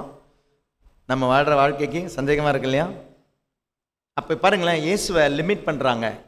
இயேசு உலக மீட்பர் அல்ல. இயேசு 1,44,000 பேரை மீட்க வந்தவர். இயேசு 1,44,000 பேரை மீட்க வந்தவர். ஆனால் பைபிள் சொல்லுது, தந்தையினிடம் தந்தவர் எல்லாவரையும் நான் மீட்க வேண்டும். அப்போ பைபிளுடைய ஆழம் புரியல அப்படின்னா இந்த மாதிரி சபைகளில் போய் மாட்டிப்பீங்க. அவங்க ஒரு வீடு கட்டி வச்சுருக்கிறாங்களா, அந்த வீட்டில் தான் நீங்கள் போகணுமா? அந்த வீட்டில் நீங்கள் காசு கொடுத்து ஒரு ரூம் வாங்கணும். அந்த ரூம் வாங்கினா தான் இறுதி காலத்தில் நீங்கள் மீட்கப்படுவீர்கள். Price the Lord. காசு கொடுத்து ரூம் வாங்கலைன்னா என்ன ஆகும்? காசு கொடுத்து வாங்கிறதுக்கு காசு இல்லைன்னா என்ன பண்ணுவோம்?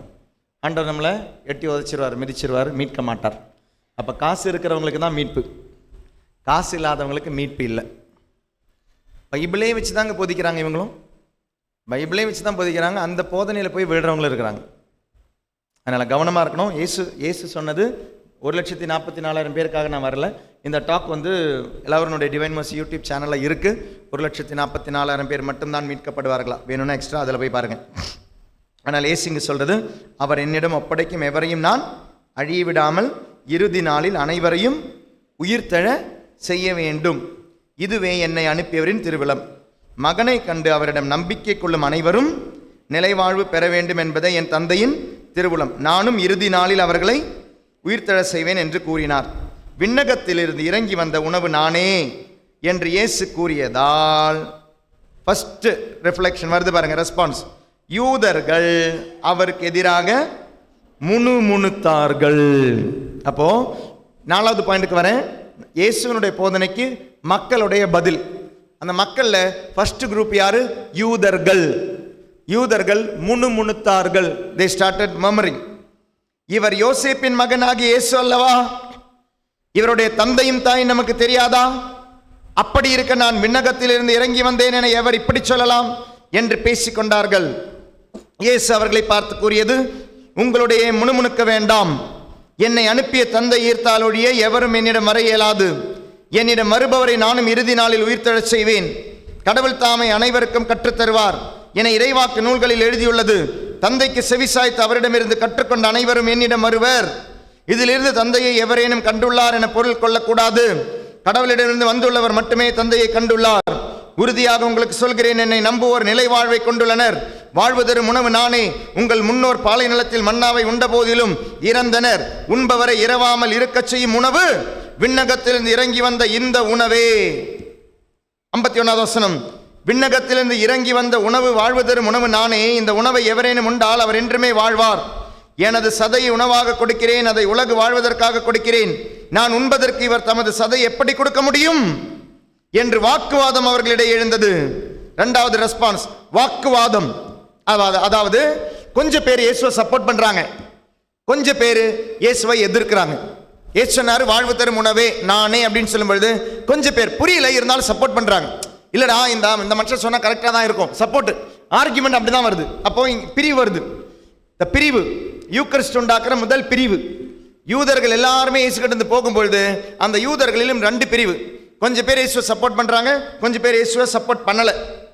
நான் உண்பதற்கு இவர் தமது சதை எப்படி கொடுக்க இயலும் என்று வாக்குவாதம் அவர்களிடையே எழுந்தது. இயேசு அவர்களிடம் உறுதியாக உங்களுக்கு சொல்கிறேன், மானிட மகனுடைய சதையை உண்டு அவருடைய இரத்தத்தை குடித்தால் ஒழிய நீங்கள் வாழ்வடைய மாட்டீர்கள். எனது சதையை உண்டு என் இரத்தத்தை குடிப்பவர் நிலைவாழ்வை கொண்டுள்ளார். நானும் அவரை இறுதி நாளில் உயிர்த்தெழச் செய்வேன் என்று. எனது சதை உண்மையான உணவு, எனது இரத்தம் உண்மையான பானம். எனது சதையை உண்டு எனது இரத்தத்தை குடிப்போர் என்னோடு இணைந்திருப்பார், நானும் அவர்களோடு இணைந்திருப்பேன். வாழும் தந்தை என்னை அனுப்பினார், நானும் அவரால் வாழ்கிறேன். அதுபோல் என்னை உண்போரும் என்னால் வாழ்வர். விண்ணகத்திலிருந்து இறங்கி வந்த உணவு இதுவே, இது முன்னோர் உண்ட உணவு போன்றன்று. அதை உண்டவர்கள் இறந்து போனார்கள், இவ்வுணவை உண்போர் என்றுமே வாழ்வார் என்று கூறினார். அடுத்த ஹெட்டிங் இரண்டாவது செக்ஷன். முதல்ல முணுமுணுத்தது யாரு? யூதர்கள். இரண்டாவது இப்ப முணுமுணுக்கிறது யாரு? அதுதாங்க அடுத்த வேதனை. காரணம், சீடர்கள் முணுமுணுக்க காரணம் என்ன? நான் வாசிச்சு வந்த போது அப்படியே வாசிச்சே போயிட்டேன், நீங்க கவனிச்சிருக்க மாட்டீங்க. இயேசு ஒரு வார்த்தை அங்க ஆட் பண்றார். வாழ்வதற்கு உணவு நானே நானேன்னு சொல்லும்போது is adding one more word. அவருடைய போதனையில இன்னொரு வார்த்தை வருது, நடுவில் நுழைக்கிறார். என்னத்தை நுழைச்சார் தெரியுமா? சதையை உணவாக கொடுக்கிறேன் அப்படின்றது சாதாரணமாக பேசிக்கிட்டே இருந்தாருங்க. ரெண்டாவது ஒரு விஷயம் சொன்னாரு, என் ரத்தத்தை நீங்க குடிக்கணும் அப்படின்னாரு. அது நியூ அடிஷன். இதுவரை பேசவே இல்லை அந்த வார்த்தையை. இந்த அடிஷனுக்கு முன்னால யூதர்கள் 2 இருந்தாங்க. இயேசுவை சப்போர்ட் பண்ணவங்க இருந்தாங்க, இயேசுவை சப்போர்ட் பண்ணாதவங்க இருந்தாங்க. இயேசுனுடைய சப்போர்ட்டர்ஸ் இருந்தாங்க, இயேசுவை வெறுக்கிறவங்க இருந்தாங்க. ஆனால் ரத்தத்தை குடிக்கணும்னு சொன்ன பொழுது யூதர்களால் அது ஏற்றுக்கொள்ளவே முடியாது. ஏன்னா அவர்களுக்கு இரத்தத்தில் உள்ள சாதாரண மாம்சம் கூட சாப்பிட மாட்டாங்க. they do not touch blood because blood is life. ரத்தத்தை தொடவே மாட்டாங்க, ரத்தம் இருக்கிறத சாப்பிடவே மாட்டாங்க. அப்படி இருக்கிற யூதர்கிட்ட போய் சொல்றாங்க, என்னுடைய ரத்தத்தை நீ குடிக்கணும். ஒத்துப்பாங்களா? போயிட்டாங்க, எல்லாருமே போயிட்டாங்க. அதான் அடுத்த வருஷம் சீடர் முணுமுணுத்தல். இந்த சீடர் தான் யார் இருக்கும்? அந்த 72 பேர். 15,000 பேரிலிருந்து 72க்கு இயேசுனுடைய நம்பர் சுருங்குது. ஒவ்வொருத்தரா போயிட்டே இருக்கிறாங்க. போயிட்டே இருக்கும்பொழுது 72 பேர் இருக்கிறாங்களா, அவங்க சொல்ற வார்த்தையை பாருங்களேன். இயேசு கப்பர்நாகுமில் உள்ள தொழுகை கூடத்தில் இவ்வாறு கற்பித்தார். அவருடைய சீடர் பலர் இதை கேட்டு இப்பேச்சை ஏற்றுக்கொள்வது மிக கடினம், யார் இதை கேட்டுக்கொண்டிருக்க முடியும் என்று பேசிக்கொண்டனர். இது பற்றி சீடர் முணுமுணுப்பதை இயேசு உணர்ந்து அவர்களிடம், இது உங்களுக்கு இடரலாய் இருக்கிறதா? அப்படியானால் மானிட மகன் தாம் முன்பு இருந்த இடத்திற்கு ஏறி செல்வதை நீங்கள் கண்டால் அது உங்களுக்கு எப்படி இருக்கும்? வாழ்வு தருவது தூயாவியே, ஊனியல் ஒன்றுக்கும் உதவாது. இப்போ உங்களுடைய செக்ஷன் புரிஞ்சுதா? யூதர்கள் 15,000 பேர், சீடர்கள் 72 பேர், அப்போஸ்தலர்கள் 12 பேருக்கு சுருங்கிடுச்சு. The preaching of Jesus was not that easy about Eucharist. நற்கருணை பற்றி போதனையும் நற்கருணையின் மீதுள்ள நம்பிக்கையும் சாதாரணதல்ல. ஏன் தெரியுமா? நீங்கள் நற்கருணையை நம்பினீங்கன்னா அந்த நற்கருணை வாங்குகிற விதம் வித்தியாசமாக இருக்கும். அந்த விதம் நீங்கள் வாங்குறது வித்தியாசமாக இருந்தால் அது உங்களுடைய உடல் நோய்களுக்கும் விடுதலை தரும். ஆட்டோமேட்டிக்கலி உங்களுடைய தேவைகள் நிறைவேறும். உங்களுடைய வாழ்வு அளிக்க வந்தேன். அந்த வாழ்வுக்கு சொல்கிற வார்த்தை, என்னை நம்புங்க, நம்புங்க, நம்புங்க. அந்த நம்பிக்கை உங்களுக்கு வாழ்வை தரும். அல்லேலூயா. சத்தமா ஹல்லேலூயா, ஹல்லேலூயா, ஹல்லேலூயா. நற்கருணை நாதரே ஆராதிக்கின்றேன், தூய ஆன்ம உணவே ஆராதிக்கின்றேன். நற்கருணை நாதரே ஆராதிக்கின்றேன், தூய ஆன்ம உணவே ஆராதிக்கின்றேன். ஆபா ஆபா உம்மை ஆராதிக்கின்றேன், இயேசுநாதா உம்மை ஆராதிக்கின்றேன். ஆபா ஆபா உம்மை இயேசுநாதா உம்மை ஆராதிக்கின்றேன். ருஹா ருஹா ருஹா உம்மை ஆராதிக்கின்றேன், மூவொரு இறைவா திக்கின்றேன். ருஹா ருஹா உம்மை மூவொரு இறைவா ஆராதிக்கின்றேன். ஆராதனை ஆராதனை துதி ஆராதனை, ஆராதனை துதி ஆராதனை. ஒரு முறை தியான மையத்துக்கு உள்ளிருப்பு தியானத்துக்கு வந்தவர் இந்த பையன் விருப்பம் இல்லாமல் தான் வந்தாவன், என்னுடைய கட்டாயத்தினாலையும் பாசத்தினாலே தான் வந்தான். அவங்களுடைய சர்ச்சுக்கு நான் ஒரு வாட்டி தியானத்துக்கு போயிருந்தேன். தியானத்துக்கு வந்த பிறகு இந்த பையனும் இருந்தாங்க, அவன் கீபோர்டு வாசிக்கிற பையனாக இருந்தான். அவனுக்கு அந்த டாக் ரொம்ப பிடிச்சிருந்தது. சிலை வழிபாடை பற்றி அன்றைக்கி நான் பேசினேன், முதல் கட்டளை பற்றி. So I love the talk. 2017. அதனால் ஃபோன் நம்பர்லாம் வாங்கினான், பேச அப்புறம் மெசேஜ் மட்டும் போடுவான், ஃபோன் பண்ணியெல்லாம் டிஸ்டர்பெல்லாம் பண்ண மாட்டான். ஆனால் இவங்க அப்பா வந்து ரெகுலராக தியான மையத்துக்கு வரவர், எல்லா நைட்டு ஜுவலுக்கும் வருவார். அப்போ எப்பவுமே வரும்போது சொல்லுவார், ஃபாதர் நீங்கள் சொன்னால் என் பையன் வருவான் ஃபாதர், ஒரு 4 நாள் அந்த தியானத்துக்கு உள்ளிருப்பு தியானத்துக்கு கூப்பிடுங்க ஃபாதர், கூப்பிடுங்க ஃபாதர். ஏறக்குறைய 2 வருஷங்கிட்ட என்கிட்ட சொல்லிட்டு இருந்தார். சொல்லும் போதெல்லாம் எனக்கு அந்த பையனை கூப்பிட எனக்கு தோணலை. அப்படி இருக்கும்போது ஒரு வாட்டி நைட் விஜலுக்கு வந்தார். சனிக்கிழமை காலையில் என் ரூமில் நின்றுட்டு இருக்கும்போது பிளஸிங் வாங்கும்போது சொன்னார், ஃபாதர் கூப்பிடுங்க ஃபாதர்னு சொன்னபோது என்னுடைய மனசில் டப்புன்னு சொல்லி, சரியா நான் கூப்பிட்டா வருவான்னா கூப்பிட்டு பார்க்கலாமேன்னு ஃபோன் பண்ணேன். எடுத்து போது சொன்னேன், இந்த மாதிரி ஆகஸ்ட்டில் ஒரு ரெட்ரீட் இருக்கு, நீ வரணும் அப்படின்னு. அப்போ உடனே அவன் சொன்னான், 23-24 வயசு பையன். அவன் வந்து RRB எக்ஸாமுக்காக ட்ரை பண்ணிகிட்டு இருந்தான், ரயில்வே ரெக்ரூட்மெண்ட் போர்டு எக்ஸாமுக்காக. அதுக்காக கோச்சிங்கெல்லாம் போயிட்டு இருந்தான். 2 வருஷமாக எழுதிக்கிட்டே தான் இருக்கிறான், நான் ஃபெயில் ஆகிட்டே இருப்பான். அப்போ அவன் சொன்னான், எடுத்தோன்னே சொன்னான், இல்லை ஃபாதர் எனக்கு அந்த சாட்டர்டே சண்டே கோச்சிங் வரும். ஆமாம் 2 வருஷமாக கிழிச்ச, போதும் வா அப்படின்னு. நான் சரி ஃபாதர் வரேன் அப்படின்னா. நான் புரிஞ்சுக்கிட்டேன்றதுனால அவன் புரிஞ்சுக்கிட்டான், நான் வரேன் ஃபாதர் அப்படின்னா. அப்படி தியானம் 2 நாள் போகிறதுனால ஒன்றும் ஆகிட போகாது, இவ்வளோ கோச்சிங் போய் ஃபெயில் தான் நானே, இனி ஆண்டவர் கிட்ட வா அப்படின்னு. அப்படி அம்மாவும் பையனும் ரெட்ரீட்டுக்கு வந்தாங்க, ஒரு ரூமில் தான் தங்கினாங்க. ரெட்ரீட் ஆரம்பிக்கிற முதல் டாக்கில், அந்த இன்ட்ரோ டாக்கில் நான் இன்றைக்கி சொன்ன போல் இருக்குது. என்னென்னா, எவ்வளோ மனுஷங்களுக்கு நீங்கள் உங்களுடைய வாழ்க்கையில் வாய்ப்பை கொடுத்துருப்பீங்க, ஒரு தடவை கடவுளுக்கு வாய்ப்பை கொடுங்க அப்படி. எத்தனையோ டாக்டருக்கு வாய்ப்பை கொடுத்துருப்பீங்க, எத்தனையோ பேங்க் மேனேஜருக்கு வாய்ப்பை கொடுத்துருப்பீங்க, எத்தனையோ கடன் தரவனுங்களுக்கு வட்டி தரவனுக்கெல்லாம் நீங்கள் வாய்ப்பை கொடுத்துருப்பீங்க. ஒரு தடவை ஆண்டவருக்கு வாய்ப்பை கொடுங்கன்னு அந்த இன்ட்ரோ டாக்கில் சொல்லியிருக்கேன். இவனுக்கு அந்த வார்த்தை ரொம்ப பிடிச்சிருந்தது. ஏன்னா ரொம்ப கஷ்டப்பட்டுக்கிட்டு இருக்கிறான், எக்ஸாமும் பாஸ் பண்ண முடியாமல், வேறு வேலையும் கிடைக்காம ரொம்ப கஷ்டப்பட்டுருக்கிறான். அப்போ அந்த வார்த்தை வந்து அவனுக்குள்ளே ரொம்ப ஆழமாக பதிஞ்சிச்சு, கடவுளுக்கு ஒரு வாய்ப்பு. அதுக்கப்புறம் தான் சொன்னால் சைலண்டாக இருக்கணும், மொபைலெல்லாம் கொடுத்துடணும். இந்த பையன் மொபைலை கொடுத்துட்டான். 4 நாள் அவ்வளோ பக்கா சைலண்ட்டுங்க, அம்மா கிட்ட கூட பேசலை ரூமில், அவ்வளோ சைலண்டாக அந்த ரெட்ரீட் அட்டன் பண்ணால். விருப்பம் இல்லாமல் வந்த பையன் 4 நாள் அவ்வளோ அழகாக ரெட்ரீட் அட்டன் பண்ணான். சண்டே, மண்டே, டியூஸ்டே பாவ சங்கீர்த்தனை முடிச்சுட்டு 4 மணிக்கு டீ எல்லாம் குடிச்சிட்டு நற்கரணை அங்கே ஒரு சாப்பிள் இருக்குது, அட்ரேஷன் சாப்பிள், அந்த சாப்பிளில் போய் கொஞ்சம் நேரம் போய் உட்காந்தான், அமைதியாக போய் உட்காந்தான். அப்படிலாம் கோயிலுக்கெல்லாம் போகாத பையன் அமைதியாக போய் உட்காந்துட்டு இருந்தான். அந்த சாப்பிளில் வேறு யாருமே இல்லை. இவன் நற்கரணை ஆண்டவரே தான் பார்த்துக்கிட்டு இருக்கான். ப்ரேயர் பண்ணலாம் தெரியல, ப்ரேயர் எதுவுமே இல்லை. Just he was gazing at the Eucharistic Lord. அதை முறைச்சி பார்த்துக்கிட்டே இருக்கிறான். யூக்கரிஸ்ட் லார்டில் பார்த்துக்கிட்டே இருந்த பொழுது அவனுடைய பேரை யாரோ கூப்பிடுறாங்க, கேப்ரியேல். சுற்றி பார்க்குறான், யாருமே இல்லை. வெளியே வந்து பார்த்தான், சாப்பிளுக்கு வெளியே வந்து பார்த்தான், ஜன்னலெல்லாம் இருக்கும், சுற்றி பார்த்தான், யாருமே இல்லை. திரும்பவும் சாப்பிளில் போய் உட்காந்தான். அந்த வார்த்தையை அவன் கேட்குறான், கேப்ரியேல். உள்ளுக்குள்ள ஒரு வார்த்தை வருது, நான் இருக்கிறேன், ஏன் நீ பயப்படுற? He literally heard that voice, Gabriel. இறங்கி ஓடிட்டான், கோயில் ரூமுக்கு போயிட்டான்.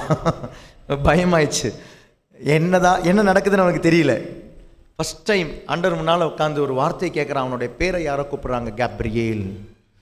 வீட்டுக்கு போயிட்டான், ரூமுக்கு போயிட்டான். நல்ல பாவசங்கனை செஞ்சுட்டு நடக்குதுங்க, நல்ல அருமையான பாவசங்க, ஒரு 45 minutes to 1 hour அருமையான பாவசங்கனை அழுது செஞ்சு முடித்த பிறகு, அன்றைக்கி மத்தியானம் ஃபாஸ்டிங், 4 மணிக்கு டீ குடித்த பிறகு ரூமில் சாப்பிளில் உட்காரும்போது கேட்குது வார்த்தை. வெனஸ்டே முடிஞ்சிச்சு, தேர்ஸ்டே முடிஞ்சிச்சு, ரெட்ரீட் முடிஞ்சிட்டு போனவன் ஒரு 2 மாதத்துக்கு பிறகு, 2 இல்லை, ஜனவரி மாதம் வந்து 5 சாட்சியங்களை சொன்னான். நைட் விஜில் 5 சாட்சியங்கள். 1வது சாட்சியம், இந்த தியானம் எல்லாம் முடிஞ்ச பிறகு அடுத்த ஒரு RRB எக்ஸாம் இருந்திருக்கு. அதை அவன் எழுதியிருக்கிறான். ரிசல்ட் வந்திருக்கு. தம்பி பாஸ் பண்ணிட்டான், ஃபர்ஸ்ட் லெவலில் பாஸ் பண்ணிட்டான். ரெண்டாவது அவன் சொன்னான், எனக்கு பர்சனலாக ஜெபமாலை சொல்கிற பழக்கமே கிடையாது. ஆனால் இந்த 4 நாள் இளவரில் இருந்தபோது தியான மையத்தில் பர்சனலாக ஜெபம் சொல்ல சொன்னார், ஜெபமாலை சொன்னார். அன்னைக்கு நான் ஜெபமாலை எடுத்தேன்னா இன்னைக்கு வர நான் பர்சனல் ஜெபம் நிறுத்தினதே கிடையாது. டெய்லியும் தனிப்பட்ட முறையில் நான் ஜெபமாலை சொல்கிறேன். 3, தனிப்பட்ட முறையில் மட்டும் இல்லை, தியானம் முடிஞ்சு நாங்கள் வீட்டுக்கு போய் குடும்ப ஜெபமாலை ஆரம்பித்தோம். இன்னைக்கு வர தடை இல்லாமல் ஜெபமாலை போகுது. 4, எங்கள் அப்பா குடிக்காரராக இருந்தார், குடிச்சிட்டு இருந்தார், எங்கள் அப்பா குடியை நிறுத்தினார். 5, அண்ணனுக்கும் அன்னிக்கும் 4 வருஷமாக குழந்தை இல்லாமல் இருந்தது, அன்னி கன்சீவாக இருக்கிறாங்க. வீட்டில் நான் தான் யோனாவாக இருந்த போல இருக்குது, நான் திருந்தினேன், என் குடும்பமே மீட்படைஞ்சிச்சு அப்படின்னு சொல்லிட்டு போனான். நான் திருந்தினேன், என் குடும்பமே மீட்பு. அப்பா குடியை நிறுத்தினார், அண்ணா அன்னைக்கு குழந்தை, எனக்கு RRB எக்ஸாம், என்னுடைய தனிப்பட்ட ஜெபமாலை, குடும்ப ஜெபமாலை. நற்கருணையில் இருந்து ஆண்டவர் கூப்பிட்ட வார்த்தை கேப்ரியேல். கேப்ரியேல். இஸ்லான் பார்ந்தவர்களே, உண்மையாக உச்சக்கட்டத்தில் ஆண்டவர் வாழ்கிற இடம். திருச்சபை சொல்கிற அழகான 2 வார்த்தை, Jesus is really and truly present in the Eucharist. Really and fully, really and fully, உண்மையாக முழுமையாக ஆண்டவரை நீங்கள் பார்க்கணுன்னா வர வேண்டிய இடம் தெரியுமா? நற்கருணை, வாழ்வு தரும் உணவு. அது சொன்னால் புரியாது, அது அனுபவிக்க வேண்டிய விஷயம். நான் இன்னொரு டெஸ்ட் உங்களுக்கு சொல்கிறேன், ஒரு டெஸ்ட் டோஸ் சொல்கிறேன். Test dose. உங்களுக்கு நற்கருணையின் மீது உள்ள நம்பிக்கை இருக்கா இல்லையான்னு நீங்கள் பதில் சொல்லுங்கள். என்கிட்ட சொல்ல வேண்டாம், உங்களுடைய மனசில் சொல்லுங்கள். ஏன்னா கத்தி சொன்னீங்கன்னா கண்டிப்பாக போய் சொல்லுவீங்க. அதனால் உண்மையாக ஒரு பதில் உங்களுக்கு சொல்லுங்கள். If you really believe in Jesus that is there in Eucharist, நீங்கள் சண்டே மட்டும் கோயிலுக்கு வர மாட்டீங்க, ஞாயிற்றுக்கிழமை மட்டும் கோயிலுக்கு வர மாட்டீங்க. நற்கருணையில் ஆண்டவர் இருக்கிறார் என்ற உண்மையான நம்பிக்கை உங்களுக்கு இருந்தால் நீங்கள் அன்றாடம் கோயிலுக்கு வருவீங்க. முடிஞ்சால் திருப்பலிக்கு வருவீங்க. திருப்பலி இல்லைனாலும் சைலண்டாக எப்பாவது வந்து இவரை வந்து பார்த்துட்டு போகாமல் இருக்க மாட்டீங்க. உலகத்தையே படைத்தவர், உன்னையும் படைத்தவர், விண்ணையும் மண்ணையும் என்னையும் படைத்தவர் இதில் இருக்கிறார். நீங்கள் உண்மையாக ப்ராக்டிக்கலி நீங்கள் நம்பினீங்கன்னா நீங்கள் டெய்லியும் இவரை வந்து பார்க்காம போக மாட்டீங்க. ஞாயிற்றுக்கிழமையிலோ இல்லை திருப்பலி நேரத்திலோ கிடையாதுங்க. திருப்பலி தவிர்த்த நேரங்களில், கேள்வி, திருப்பலி தவிர்த்த நேரங்களில் நீங்கள் கோயிலுக்கு வந்து இந்த நற்கருணையில் ஆண்டவரை சந்திக்கிறீர்கள் என்றால், I say that you have practical belief in Jesus that is there in Eucharist. Otherwise you have theoretical belief in Jesus in Eucharist. அவ்வளோதான். ஞாயிற்றுக்கிழமை மட்டும் வந்துட்டு இவரை நீங்கள் பார்த்துட்டு போகிறீங்கன்னா உங்களுக்கு தியரிட்டிக்கலி நீங்கள் நம்புறீங்க இயேசு இதில் இருக்கிறார்.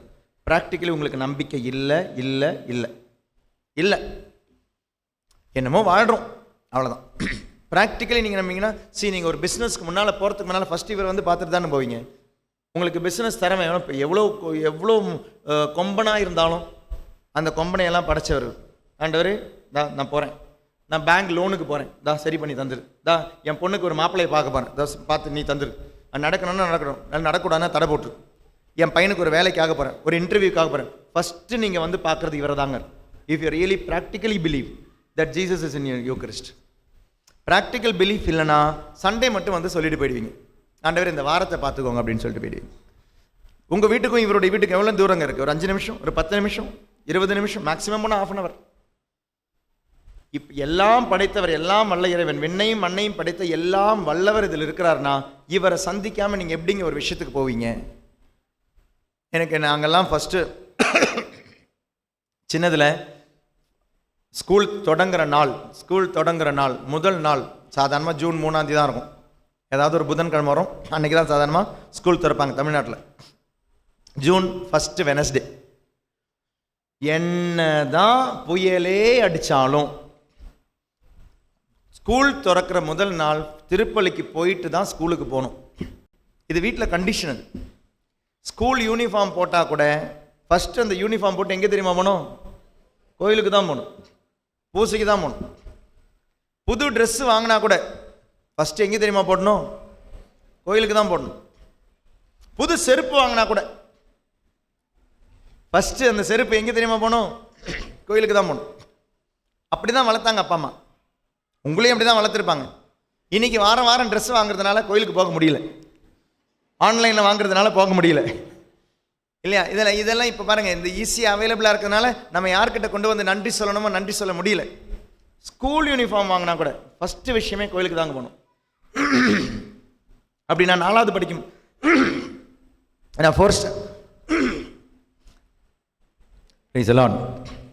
ப்ரைஸ் எலான் தண்ணி இல்லை இன்னைக்கு, ஸ்பீக்கர் எனக்கு கேட்கவே இல்லை, அதனால தான் நான் கத்திக்கிட்டு இருக்கேன். உங்களுக்கு கேட்குதா ஒழுங்கா? ஓகே, என்ன சொல்லிட்டு இருந்தேன்? அப்படி நான் 4th ஸ்டாண்டர்ட் படிக்கும் பொழுது ஜூன் 3 புதன்கிழமை ஸ்கூலுக்கு போகிறேன். ஸ்கூலுக்கு போகும்போது புது யூனிஃபார்ம், புது லஞ்ச் பாக்ஸ் இல்லையா, அது அன்னைக்கு அந்த வயரில் பின்ன அந்த கூட தான் கொடுத்து விடுவாங்க இல்லை, அந்த பாஸ்கெட் வயரில் பின்ன கூட, வயர் தானே சொல்லுவீங்க, வயர் கூட, அந்த கூடையில் பாஸ்கெட்டில் புது லஞ்ச் பாக்ஸு, புது வாட்டர் பாட்டிலு, இதெல்லாம் வச்சுட்டு எங்கள் ஸ்கூல் வாசலில் ஒரு ஜீப்ரா கிராசிங் இருக்குது. அப்போ நானும் அக்காவும் தான் போகிறோம். அக்கா ஸ்கூல் வந்து இந்த பக்கம் இருக்குது, லூர்து ஸ்கூலு. நான் வந்து கொஞ்சம் என் கோயிலுக்குள்ளே எங்களுடைய ஸ்கூல். அப்போ நான் கிராஸ் பண்ணி போகணும். நானும் அக்காவும் ஸ்கூலுக்கு வந்துக்கிட்டு இருக்கிறோம். வந்து இந்த ஜீப்ரா கிராசிங்கில் நிற்கிறோம். பூசைக்கெல்லாம் போயிட்டு வந்துட்டுங்க, ஜீப்ரா கிராசிங்கில் நிற்கிறோம். போகிறதுக்காக, கிராசிங் பண்ணுறதுக்காக. அக்கா என்னை கிராஸ் பண்ணுவாள். அவள் வந்து 6th ஸ்டாண்டர்ட், நான் 4th ஸ்டாண்டர்ட். அப்போ என்னை கிராஸ் பண்ணி விட்டுட்டு அவள் திரும்ப வந்துட்டு ஸ்கூலுக்கு போயிடுவாள். அவளுடைய கேட்டு இதோ இந்த கேட். நின்றுட்டே இருக்கும்போது அவளுடைய ஸ்கூல் பெல் அடிச்சிட்டாங்க. அப்போ என்ன சொல்கிறது, பாரு இங்கே நிறைய பேர் இருக்கிறாங்க, நீ இவங்க கூட சேர்ந்து போயிடு அப்படின்ட்டான். என்னை விட்டுட்டு போயிட்டா. நான் 4th ஸ்டாண்டர்ட் தான் படிக்கிறேன், தனியாக கிராஸ் பண்ணதே கிடையாது. நானும் இப்படி நின்றுக்கிட்டே இருக்கிறேங்க ஜீப்ரா கிராசிங்கில். கிராஸ் பண்ணலான்னு சிக்னல் இல்லை, ஜீப்ரா கிராசிங்கில் நின்றுட்டு இருக்கிறேன். வண்டியெல்லாம் நின்றுச்சு, எல்லாருமே போனாங்க கிராசிங்கில். எனக்கு எல்லாருமே போகும்போது போக தெரியல. அந்த ஒரு தடுமாட்டத்தில் எல்லாரும் போன பிறகு நான் முதல் கால் எடுத்து வைக்கிறேன் ஜீப்ரா கிராசிங்கில். இங்கேருந்து பைக்காரன் வந்து இடிச்சிட்டான். என்னுடைய அந்த புது ட்ரெஸ்ஸு ஃபுல்லாக ரத்தம், புது அந்த வயர் பாஸ்கெட் எல்லாமே, என்னுடைய அந்த டிஃபன் பாக்ஸ் எல்லாமே செதறி கிடக்கு. நான் அப்படி நிற்கும்போது நான் உண்மையாகவே ஒருத்தரை பார்த்தேன். என்னுடைய கண்ணு இப்படியே மூடிக்கிட்டே தான் போகுது. நான் ஒருத்தரை பார்த்தேன், வித் ஒயிட் ட்ரெஸ், வெள்ளை அங்கி, வெள்ளை ஷர்ட்டு, வெள்ளை வச்சுட்டு ஒரு வெள்ளை கர்ச்சீஃப் வச்சு, எங்கே எனக்கு ரத்தம் வந்ததோ அங்கே இப்படி தொட்டுட்டு என்னை ஹாஸ்பிட்டலில் கொண்டு வந்து சேர்த்துட்டு போயிட்டார். பக்கத்தில் தான் 24 hours ஹாஸ்பிட்டல் இருந்தது. உயிரெல்லாம் பொழைச்சி வந்த பொழுது அன்னைக்கு அப்போ வந்து அந்த நர்ஸ் கிட்ட அம்மா கேட்டாங்க, யார் வந்து சேர்த்தாங்க? யாருன்னு தெரியல, உங்களுடைய பையன் இங்கே வந்தான், யாரோ கொண்டு வந்து விட்டுட்டு போயிட்டாங்க. யார் கொண்டு வந்து விட்டாங்கன்னு கூட தெரியல. காலையில் பூசைக்கு போயிட்டு வந்தேங்க, ஸ்கூலினுடைய முதல் நாள். திருப்பள்ளிக்கு போயிட்டு வந்து நான் இங்கே இருக்கும்போது தான் எனக்கு இந்த ஆக்சிடென்ட் நடக்குது. கண்டிப்பாக என்னுடைய ஆண்டவர் யாரையோ விட்டோ இல்லை ஆண்டவரோ வந்து என்னை கொண்டு வந்து விட்டுட்டு போயிருக்கிறாங்க. அவங்க சொல்கிறாங்க, கொஞ்சம் கூட கீழே வந்துருதுன்னா பிரெயின் அடிச்சிருக்கோம், செத்துருப்பாங்க. ஒரு 1/2 இன்ச்சிலே 1 இன்ச்சிலே தப்பிச்சேன் நான். 1/2 இன்ச்சு இன்றைக்கெல்லாம் இப்படி நின்று இருக்கவே மாட்டேன். 4th ஸ்டாண்டர்ட்லேயே சங்கு ஊதி இருந்திருப்பாங்க. 9 வயசுலே போயிருந்திருக்க வேண்டியது. ஆனால் ஆண்டவருக்கு ஒரு திட்டம் இருந்தது. எங்கே மும்பையில் ஜாயனில் இந்த பலிப்பீடத்தில் வந்து நின்று நற்கரணையை பற்றி, ஆண்டவரை பற்றி, பூசையை பற்றி சொல்லணுன்னு ஆண்டவருக்கு அன்றைக்கி ஒரு விருப்பம் இருந்தனால தான் இன்றைக்கி நான் நிற்கிறேன். ஆண்டவர் கொடுத்த வாழ்க்கை தான், சந்தேகமே இல்லை. ஆண்டவர் கொடுத்த உயிர், ஆண்டவர் கொடுத்த வாழ்க்கை இன்றைக்கி நிற்க வச்சிருக்கிறாரு. திருப்பலியும் திவ்ய நற்கரணையும் இதெல்லாமே ப்ராக்டிக்கலான விசுவாசங்கள். அப்படி தான் என்னமோ தெரியல, எனக்கு ஆண்டவர் மீது ஒரு கண்மூடித்தனமான விசுவாசம் தான், கண்மூடித்தனமான விசுவாசம். அந்த விசுவாசம், அந்த அன்பு, அவ்வளோதான். தியரிட்டிக்கலான விசுவாசம்லாம் நான் இது இப்போ பைபிள் படித்ததுனால படித்தேன், அவ்வளோதான். ஒரு ஆழமான ஒரு பைத்தியம், ஒரு அன்பு, ஒரு பாசம் இந்த நற்கரணையின் மீது எனக்கு இருக்குது, இந்த திருப்பலி மீது இருக்குது, இந்த ஆண்டவர் மீது இருக்குது. அதனால் அந்த விசுவாசம் அசைக்கவே முடியாது. எவ்வளோ துன்பங்கள் வந்திருக்கு, எவ்வளோ பிரச்சனைகள் வந்திருக்கு. எனக்கு த்ரோட் கேன்சர் இருக்குன்னு கூட சொன்னாங்க ஒரு தடவை. அந்த கேன்சர் நீங்கள் இப்படியே பேசிக்கிட்டு இருந்தீங்கன்னா உங்களுக்கு கேன்சர் கூட வந்துடும் சொல்லி 2021லையோ 2022லையோ மே மாதம் 24th மாத நாளில் தான் அன்றைக்கி சொல்கிறாங்க, உங்களுடைய தொண்டையில் 2 கட்டி இருக்குது, பேசிக்கிட்டே இருந்தீங்கன்னா த்ரோட் கேன்சர் வந்துடணும். வந்துட்டு போகுது அப்படின்னு சொல்லிட்டு டெஸ்ட் பண்ணியெல்லாம் பார்க்கும்போது ஆகஸ்ட் எனக்கு வலிச்சுக்கிட்டே இருந்தது. அப்படி ஆகஸ்ட்டில் நான் திரும்ப போய் செக்அப் பண்ணும்போது சொல்கிறாங்க, உங்களுக்கு அந்த தொண்டையில் கட்டியே இல்லை ஃபாதர் அப்படின்ட்டாங்க. 2 கட்டி இருந்தது என்னுடைய தொண்டையில், 2 கட்டியுமே அப்புறப்படுத்தப்பட்டது. சிலன் பார்ந்தவர்களே, இதெல்லாமே வாழ்க்கையினுடைய அனுபவங்கள், அன்பு, அதனால தான் ஒரு கண்மூடித்தனமாக நம்பிக்கை அப்படின்றதுக்கு எவிடன்சஸ் கிடையாது. நம்பிக்கை அப்படின்றது அந்த ஆழமான அன்பில் வந்துக்கிட்டே இருக்குது. என்ன நடந்தாலும் அவர் பார்த்துப்பார், அவர் நல்லவர், அவர் வல்லவர். என்னுடைய வாழ்க்கையில் தீங்கு செய்யாதவர்ன்றது பர்சனல் எவிடன்ஸ். நம்ம எல்லாருமே பர்சனல் டெஸ்டிமனிஸ். ஆண்டவருக்கு வேறு எவிடன்சஸ் கிடையாது. நற்கரணையில் ஆண்டவர் இருக்கிறார்ன்றதுக்கு வேறு எவிடன்ஸ் கிடையாது. நீயும் நானும் தான். நற்கரணை வாங்குற நீங்களும் நானும் தாங்க எவிடன்ஸ். அவருக்கு வேறு எவிடன்ஸ் கிடையாது. அந்த ஆழமான அந்த அன்பு, அந்த ஆழமான நம்பிக்கை. தேவைக்காக நம்ம ஆண்டவர்கிட்ட வந்தோம்னா, தேவைகள் பூர்த்தி ஆச்சுன்னா ஆண்டவரே தேவையில்லைன்னு ஆயிப்போயிடும். நல்லா கவனிங்க. நீங்கள் கடவுள்கிட்ட ஒரு தேவைக்காக நீங்கள் வர ஆரம்பிச்சிங்கன்னா, அந்த தேவைகள் வேற யாராவது உங்களுக்கு கொடுக்க ஆரம்பித்தாங்கன்னா, தேவையில்லாத ஒரு நாளில் கடவுளே தேவையில்லை அப்படின்ற நிலைமைக்கு நீங்கள் போயிடுவீங்க. கடவுள்கிட்ட தேவைக்காக வந்தீங்கன்னா, தேவைகள் இல்லாத நாளில் கடவுளே தேவையில்லை. தேவைக்காக கடவுள்கிட்ட வந்தீங்கன்னா, தேவையில்லாத நாட்களில் கடவுளே தேவையில்லை. அப்போ கடவுள்கிட்ட ஒரு பிஸ்னஸ்க்காக வராமல், அந்த அன்புக்காக, அந்த பாசத்துக்காக வாங்கவும் கொடுக்கவும் வந்து பாருங்களேன். நற்கருணை அப்படின்றது பாசத்தினுடைய வெளிப்பாடு. இயேசு தொழுநோயாளிகளை குணப்படுத்தின பொழுது இயேசு கஷ்டப்படவே இல்லை. இறந்தவனை உயிர்ப்பித்த பொழுது இயேசு கஷ்டப்படவே இல்லை. குருடனுக்கு பார்வை கொடுத்த போது இயேசு கஷ்டப்படவே இல்லை. நற்கருணையாக மாறத்துக்காக தாங்க இயேசு கஷ்டப்பட்டார். வேற எதற்காக? இயேசு செய்த ஒரு அற்புதத்துக்கும் இயேசு கஷ்டப்படவே இல்லை. கடல் மீது நடக்க இயேசு கஷ்டப்படவே இல்லை. நோயாளிகளை குணப்படுத்த இயேசு கஷ்டப்படவே இல்லை. ஆனால் நற்கருணையாக மாறுவதற்காக தாங்க இந்த பாடுகள், நற்கருணையாக மாறுவதற்காக தாங்க இந்த அடி, நற்கருணையாக மாறுவதற்காக தாங்க இந்த துப்பல்லாம் வாங்கினார். இந்த உமிழ் நீரும் இந்த இந்த இந்த இந்த க்ரௌன் ஆஃப் தார்ன்ஸ், இது எல்லாத்துக்கும் ஒரே ஒரு ரீசன் என்னன்னா, நற்கருணையாக மாறுவதற்காக தான். அதனால தான் திருப்பலியில் அழகான ஒரு வார்த்தை இருக்கும், அவர் பாடுபட உளம் கனிந்து தம்மை கையளித்த போது அப்பத்தை எடுத்து. அவர் பாடுபட உளம் கனிந்து அப்பத்தை எடுத்து. அது 3வது யூக்கரிஸ்டி பிரேயர்ல இன்னும் அழகா இருக்கும். என்ன தெரியுமா? அவர் காட்டி கொடுக்கப்பட்ட இரவில் அப்பத்தை எடுத்து. அப்ப இயேசு நற்கருணையா மாறுவதற்காக தான் இந்த அடி உத எல்லாமே வாங்கினார். So it was not easy. அதனால தான் இயேசு அந்த 12:24 யோவான்ல சொல்லியிருப்பார். என்ன சொல்லுவார்? கோதுமை மணி மண்ணில் மடிந்து அழிந்தால் ஒழிய பலன் தராது. அப்படி அழிந்து ஒழிந்து வாழ்வை தருவதற்காக தான். So to become Eucharist. அப்போ இயேசுனுடைய பிறப்பிலே இயேசுனுடைய மரணம் அல்ல லட்சியம். நல்லா கவனிக்கணும். இயேசுனுடைய பிறப்பினுடைய லட்சியம், இயேசுனுடைய மரணம் உன்னுடைய மீட்பு அல்ல. இயேசுனுடைய பிறப்பிலே லட்சியம் என்ன தெரியுமா? நற்கருணையாக மாற வேண்டும். நற்கருணையின் வழியாக தான் மீட்பு. ஏன்னா இந்த உடலிலிருந்து இந்த உடலுக்கு போகுது, இந்த உடலிலிருந்து இந்த உடலுக்கு போகுது. நல்லா கவனிங்க. இயேசுனுடைய திருவுடல், இயேசுனுடைய திருவுடல், அந்த உடலில் இருந்து நீங்க வாங்குறீங்க, நீங்க வாங்குறீங்க, நீங்க வாங்குறீங்க, நீங்க வாங்குறீங்க. இந்த உடலில் இருந்து இந்த உடலுக்கு, the body of Christ is getting into your body and this body is taken into the body of Christ.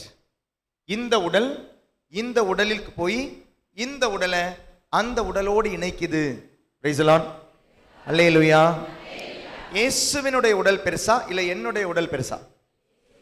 Okay, பார்க்க தான் குட்டியோண்டு இருக்கிறாருங்க, ஆனால் அவர் தான் பெரியவர், நம்ம சின்னவங்க தான். அப்போ எப்பவுமே சின்னது பெருசுக்குள்ள தான் போகும், பெருசு சின்னதுக்குள்ள போகாது. கடல் நதிக்குள்ள போகாது, நதி தான் கடல்ல போய் சேரணும். ஸோ பெருசு சின்னதுக்குள்ள போய் அந்த சின்னதை பெருசா சேர்த்துக்குது.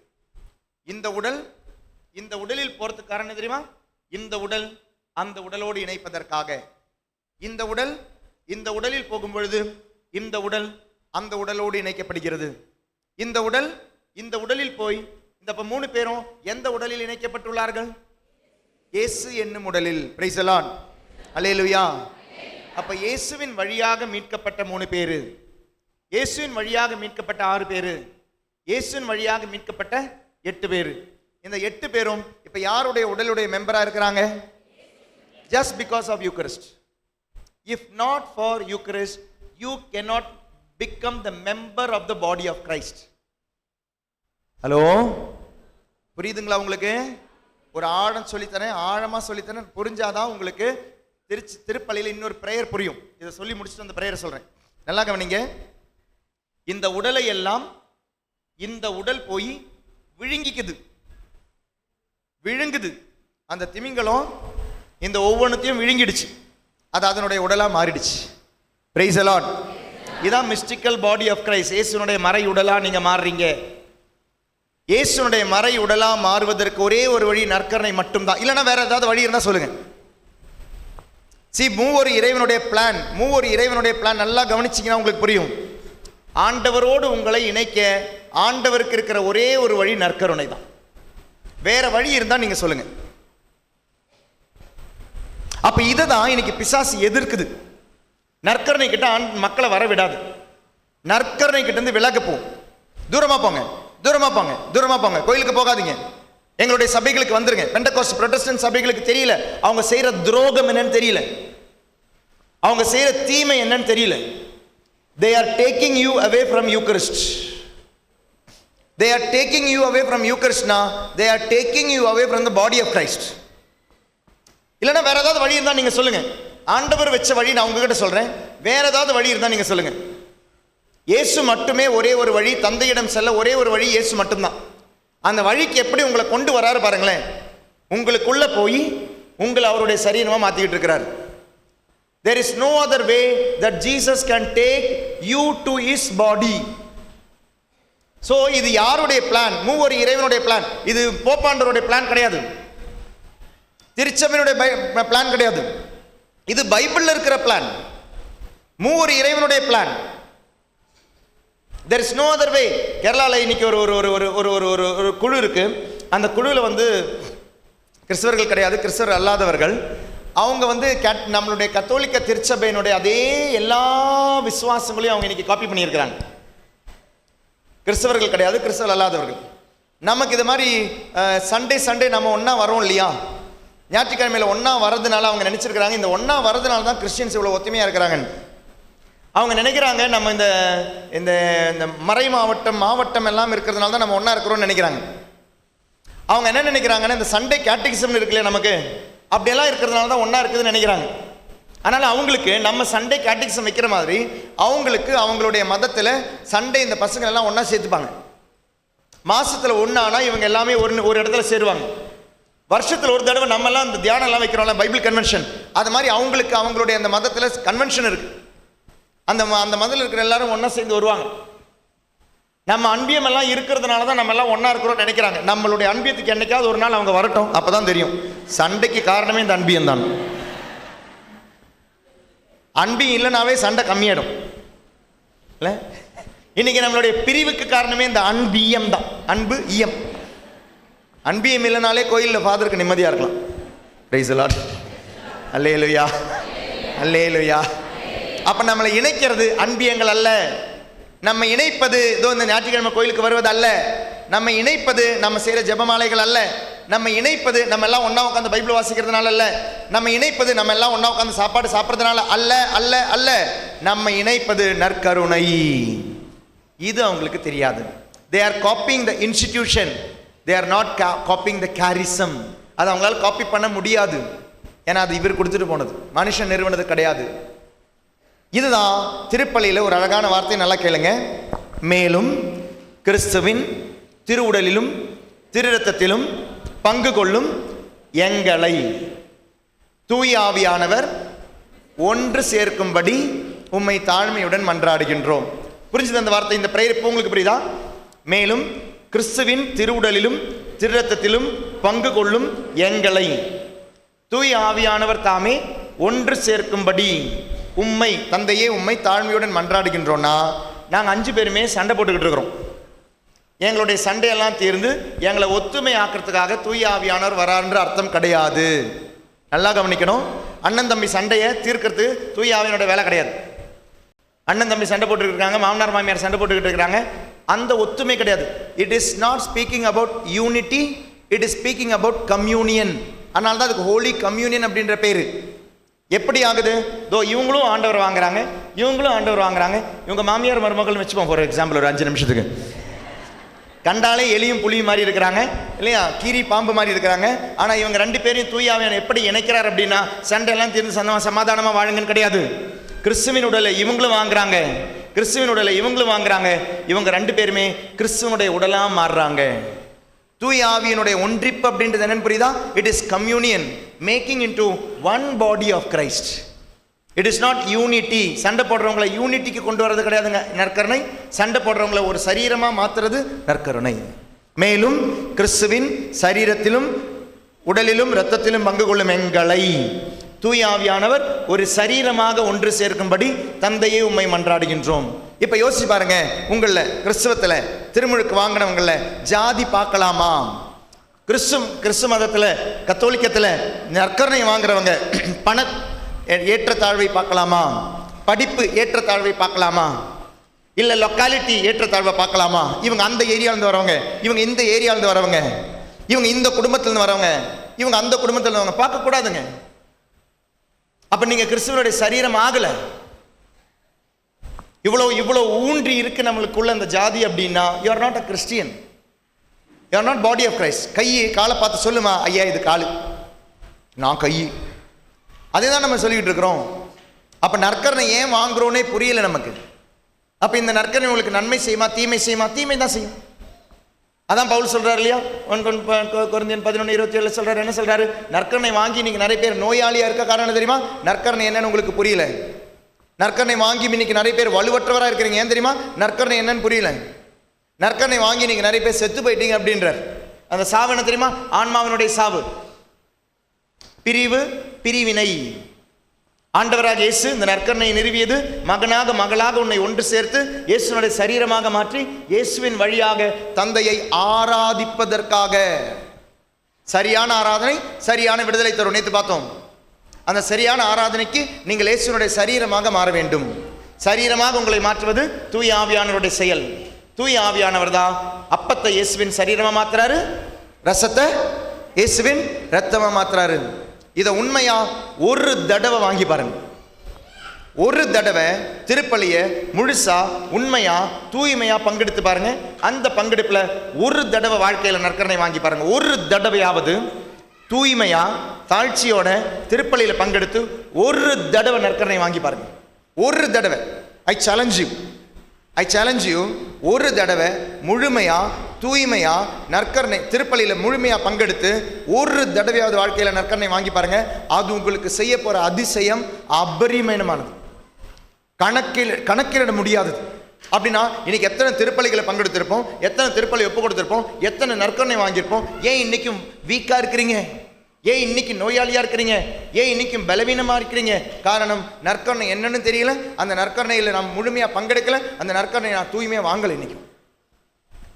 பிரைஸ் தி லார்ட், ஹல்லேலூயா. அதுக்கு அடுத்த வர பிரேயரே அதுதானே. ஆண்டவர் மேலும் கிறிஸ்துவின் உடலிலும் இரத்தத்திலும் பங்கு கொள்ளும் எங்களை தூய ஆவியானவர் ஒன்று சேர்க்கும்படி உம்மை தாழ்மையுடன் மன்றாடுகிறோம் சொல்லிட்டு அடுத்த வர பிரேயர் பாருங்க. அடுத்த வர பிரேயர் திருச்சபைக்காக தான் ஜெபிக்கிறோம் பாருங்களேன். போப்பாண்டவருக்காக ஜெபிக்கிறோம், மறை மாவட்ட ஆயருக்காக ஜெபிக்கிறோம். இது உலகத்தில் உள்ள திருச்சபை. இரண்டாவது ஸ்டெப் உத்திரிக்கை ஸ்தலத்தில் உள்ள திருச்சபை. மேலும் உயிர்த்தெழும் எதிர்நோக்குடன் துயில் கொள்ளும் எங்கள் சகோதர சகோதரிகள் இறந்தோர் அனைவரையும் உமது திருமுக ஒளியினுள்ளேற்றருளும். மூணாவது, இந்த திருச்சபையும் இந்த இடத்துல இருக்கிற திருச்சபையும் எந்த திருச்சபையில போய் சேரணும்? கடவுளின் கன்னித்தாயான புனித மரியா, அவருடைய கணவரான புனித யோசேப்பு, புனித திருத்தூதர்கள், இவங்க வாழ்ற ஒரு திருச்சபை இருக்கு. உமக்கு உகந்தவராய் இவ்வுலகில் வாழ்ந்த புனிதர் அனைவருடனும் நாங்களும் நிலை வாழ்வில் பங்கு கொள்ளும் தகுதி பெற்று உம் திருமகன் இயேசு கிறிஸ்து வழியாக உம்மை புகழ்ந்தேத்தும் வரமரல உம்மை மன்றாடுகிறோம். அப்ப நற்கரணை உங்களை என்னவா மாத்துது பாருங்க. நிலை வாழ்வு தர ஒரு பொருளா மாத்துது நற்கரணை. நிலை வாழ்வை தரும் நற்கரணை. அதனால தான் நற்கரணை வாங்கறதுக்கு முன்னால ஃபாதர் என்ன சொல்வாரு? கிறிஸ்துவின் திருவுடல் திருரத்தம் நமக்கு நம்மை பாதுகாத்து நமக்கு நிலை வாழ்வு அளிப்பதாக. சும்மா வாங்கிட்டு பிரசாதம் மாதிரி வாங்கிட்டு போக வேண்டிய விஷயம் கிடையாதுங்க. There is a very beautiful plan in Eucharist. There is a very beautiful magnificent story in Eucharist. இவ்வளவு ஆசீர்வாதம் அபிஷேகம் நிறைந்த நற்கருணை திருப்பலி இவ்வளோ பங்கெடுத்தும் என்னிலே ஒரு மாற்றம் வரல அப்படின்னா பெரிய ஒரு கேள்விக்குறி. Praise the Lord. Hallelujah. Hallelujah. Hallelujah. அல்ல முடிந்தவரை நற்கருணை திருப்பலியில் முழுமையாக பங்கெடுங்க. நற்கருணை உண்மையாக வாங்குங்க. நாக்கில் வாங்க முயற்சி செய்யுங்க. கையில் வாங்காதீங்க. நீங்கள் சொல்லுவீங்க கொரோனாலலாம் கொடுத்தாங்களே ஃபாதர், கொரோனா அது ஒரு எக்ஸப்ஷன் இஸ் நாட் ரூல். சலுகைகள் சட்டங்கள் அல்ல. ஏன்னா கையில் அவ்வளோ அழுக்கு இருக்கும். இப்போ சாப்பிட போகிறீங்க, ஃபாஸ்டிங் கிடையாது, சாப்பாடு இருக்குது. ப்ரைஸ் எல்லாம் இப்போ தான் நீங்கள் பிரசங்க நிறுத்தாத போது நாங்கள் நினச்சோம் ஃபாதர் ஃபாஸ்டிங் வந்துட்டீங்களோ அப்படின்னு. எல்லாருக்கும் சாப்பாடு இருக்கும். அப்போது கை கழுவி சாப்பிட்றீங்க. அழிஞ்சு போகிற சாப்பாடை சாப்பிடும்போதே கை கழுவி போகிறீங்க. அழியாத இந்த சாப்பாடை என்ன கன்றாவியோடு வந்து வாங்குறீங்க இல்லை? அழிஞ்சு போகிற சாப்பாடை சாப்பிடும் பொழுதே கை கழுவி எல்லாம் சாப்பிட்றீங்க. அழியாத உணவை அப்போ எவ்வளோ பக்தியோடு வாங்கணும், எவ்வளோ நம்பிக்கையோடு வாங்கணும், எவ்வளோ மரியாதையோடு வாங்கணும், எவ்வளோ ஆராதனையோடு வாங்கணும். ஃபர்ஸ்ட் ஹோலி கம்யூனியன் ஒன்று வாங்கினீங்க, புது நன்மை. அன்றைக்கி எப்படி வாங்கினீங்க? வெள்ளை சொக்கா, வெள்ளை பேண்ட்டு, வெள்ளை ட்ரெஸ்ஸு, வெள்ளை கவுனெல்லாம் போட்டு மெழுகுவத்தியெல்லாம் கொளுத்தி முன்னால் வந்து முட்டிக்கால் போட்டு நின்று அவ்வளோ அழகாக நாக்கில் வாங்கிட்டு போனீங்க. இன்றைக்கி வெள்ளை கவுனு வெள்ளை ஷர்ட்டெல்லாம் கிடையாது. ஏதோ டிஷர்ட்டு, இங்கே பிசாசனுடைய படம், இங்கே வேற ஒன்று படம், இதில் பச்சை குத்தி இங்கே போட்டு இந்த ஸ்பைக்கு இதெல்லாம் போட்டு இப்படி வர முடி இப்படி இந்த அலங்காரத்தோடு வரும். அது போச்சு. ரெண்டாவது முட்டிக்கால் போட்டாவது வாங்கிட்டு இருந்தோம், இப்போ அதை நின்று வாங்க ஆரம்பித்தோம். அப்புறம் நாக்கிலையாவது வாங்கிட்டு இருந்தோம், இப்போ கையில் வாங்க ஆரம்பித்தோம். அதாவது பிசாசு, நீங்கள் இப்போ நான் உங்கள்கிட்ட கேட்குறேன்னு வச்சுக்கோங்களேன், நீங்கள் நற்கரனை நம்புறீங்களான்னு, நம்புகிறோம் ஃபாதர், என்ன ஃபாதர் இப்படி கேட்குறீங்க அப்படின்னு திட்டுவீங்க. ஆனால் நீங்கள் வாங்குகிற விதத்தில் பாருங்களேன், பிசாசு திருடின விதம் பாருங்கள். See, slowly only you are being taken away from the Eucharist. You do not know that you are away from the Eucharist. நீங்களே நற்கரணை கிட்டேருந்து விலகி போயிட்டீங்கன்னு உங்களுக்கே தெரியாத விதத்தில் தாங்க பிசாசு நல்ல விஷயங்களை திருடுது. மெதுவாக தான் திருடும். உங்கள் பையன் உடனே தப்பு செய்ய மாட்டான், உங்கள் பொண்ணு உடனே தப்பு செய்யாது, உங்கள் ஹஸ்பண்ட் உடனே தப்பு செய்ய மாட்டாங்க, உங்கள் வைஃப் உடனே தப்பு செய்ய மாட்டாங்க. மெதுவாக தான் போவாங்க. ஃபஸ்ட்டு தனிப்பட்ட ஜபத்தை நிறுத்துவாங்க, தனிப்பட்ட பைபிளை வாசிக்க நிறுத்துவாங்க, குடும்ப ஜபமாலையை நிறுத்துவாங்க. அடுத்த ஸ்டெப்பு கோயிலுக்கு வருவாங்க, கன்ஃபெஷனை நிறுத்துவாங்க. அதுக்கப்புறம் கன்ஃபெஷன் நிறுத்தினவங்க கோயிலுக்கு வருவாங்க, திருப்பலிக்கு வருவாங்க, நற்கரணை வாங்குறதை நிறுத்துவாங்க. நல்லா கவனிச்சு பாருங்க. ஆண்டவர்கிட்ட விலகி போன பசங்க எல்லாமே, விலகி போன நபர்கள் எல்லாமே ஸ்லோலி தேவர் டேக்கன். அவங்களுக்கே தெரியாது அவங்க தப்பா போறாங்கன்னு. மெதுவாக தான் நீங்கள் போயிருப்பீங்க, மெதுவாக தான் போயிருப்பீங்க. ஒரு நாள் கோயிலும் இல்லை, திருப்பலியும் இல்லை, அருட்சாதனம் இல்லை, பக்தி இல்லை, எதுவுமே இல்லை. இதே மாதிரி தான் யூக்கரிஸ்ட் கிட்டேருந்து உங்களை பிசாசு நீங்கள் மெதுவாக தான் தூக்குது, மெதுவாக தூக்குது. பிரைஸ் தி லார்ட், அல்லேலூயா. மேன்மையான ஒரு ஆராதனை நடக்க வேண்டிய இடம் இன்னைக்கு அவ்வளோ கீழ்த்தரமாக கேவலமாக நம்ம நடத்திக்கிட்டு இருக்கோம். சரியான ஆராதனை நடத்தி பாருங்கள், சரியான விடுதலைக்குள்ளே கடந்து போவீங்க. யூக்கரிஸ்ட் கார்லோ அக்யூட்டோ சொன்ன மாதிரி it's a highway to heaven, highway to heaven. ஆண்டவர் உங்களுக்கு போட்டிருக்கிற ஹைவே யூக்கரிஸ்ட். உங்களை தன்னுடைய சரீரமாக மாற்ற தன் சரீரத்தை அப்பத்தின் உருவத்திலே தந்து அந்த அப்பத்தின் உருவத்தை உங்களுக்குள்ள தரார். So that you will become body of Christ. இப்படி தான் நீங்கள் திருவுடலை பெற்ற நீங்கள் திருவுடலாக மாறுகிறீர்கள். அந்த திருவுடலின் வழியாக உங்களுக்கு மோட்சம். Jesus is only mediator between God and humans. Amen. Praise the Lord. சத்தமா ஹல்லேலூயா. நற்கருணை நாதரை ஆராதிக்கின்றேன், தூய ஆன்ம உணவை ஆராதிக்கின்றேன். நற்கருணை நற்கருணை நாதரே, தூய ஆன்ம உணவை ஆராதிக்கின்றேன். தந்தை மகன் தூயாவின் பெயராலே ஆமென்.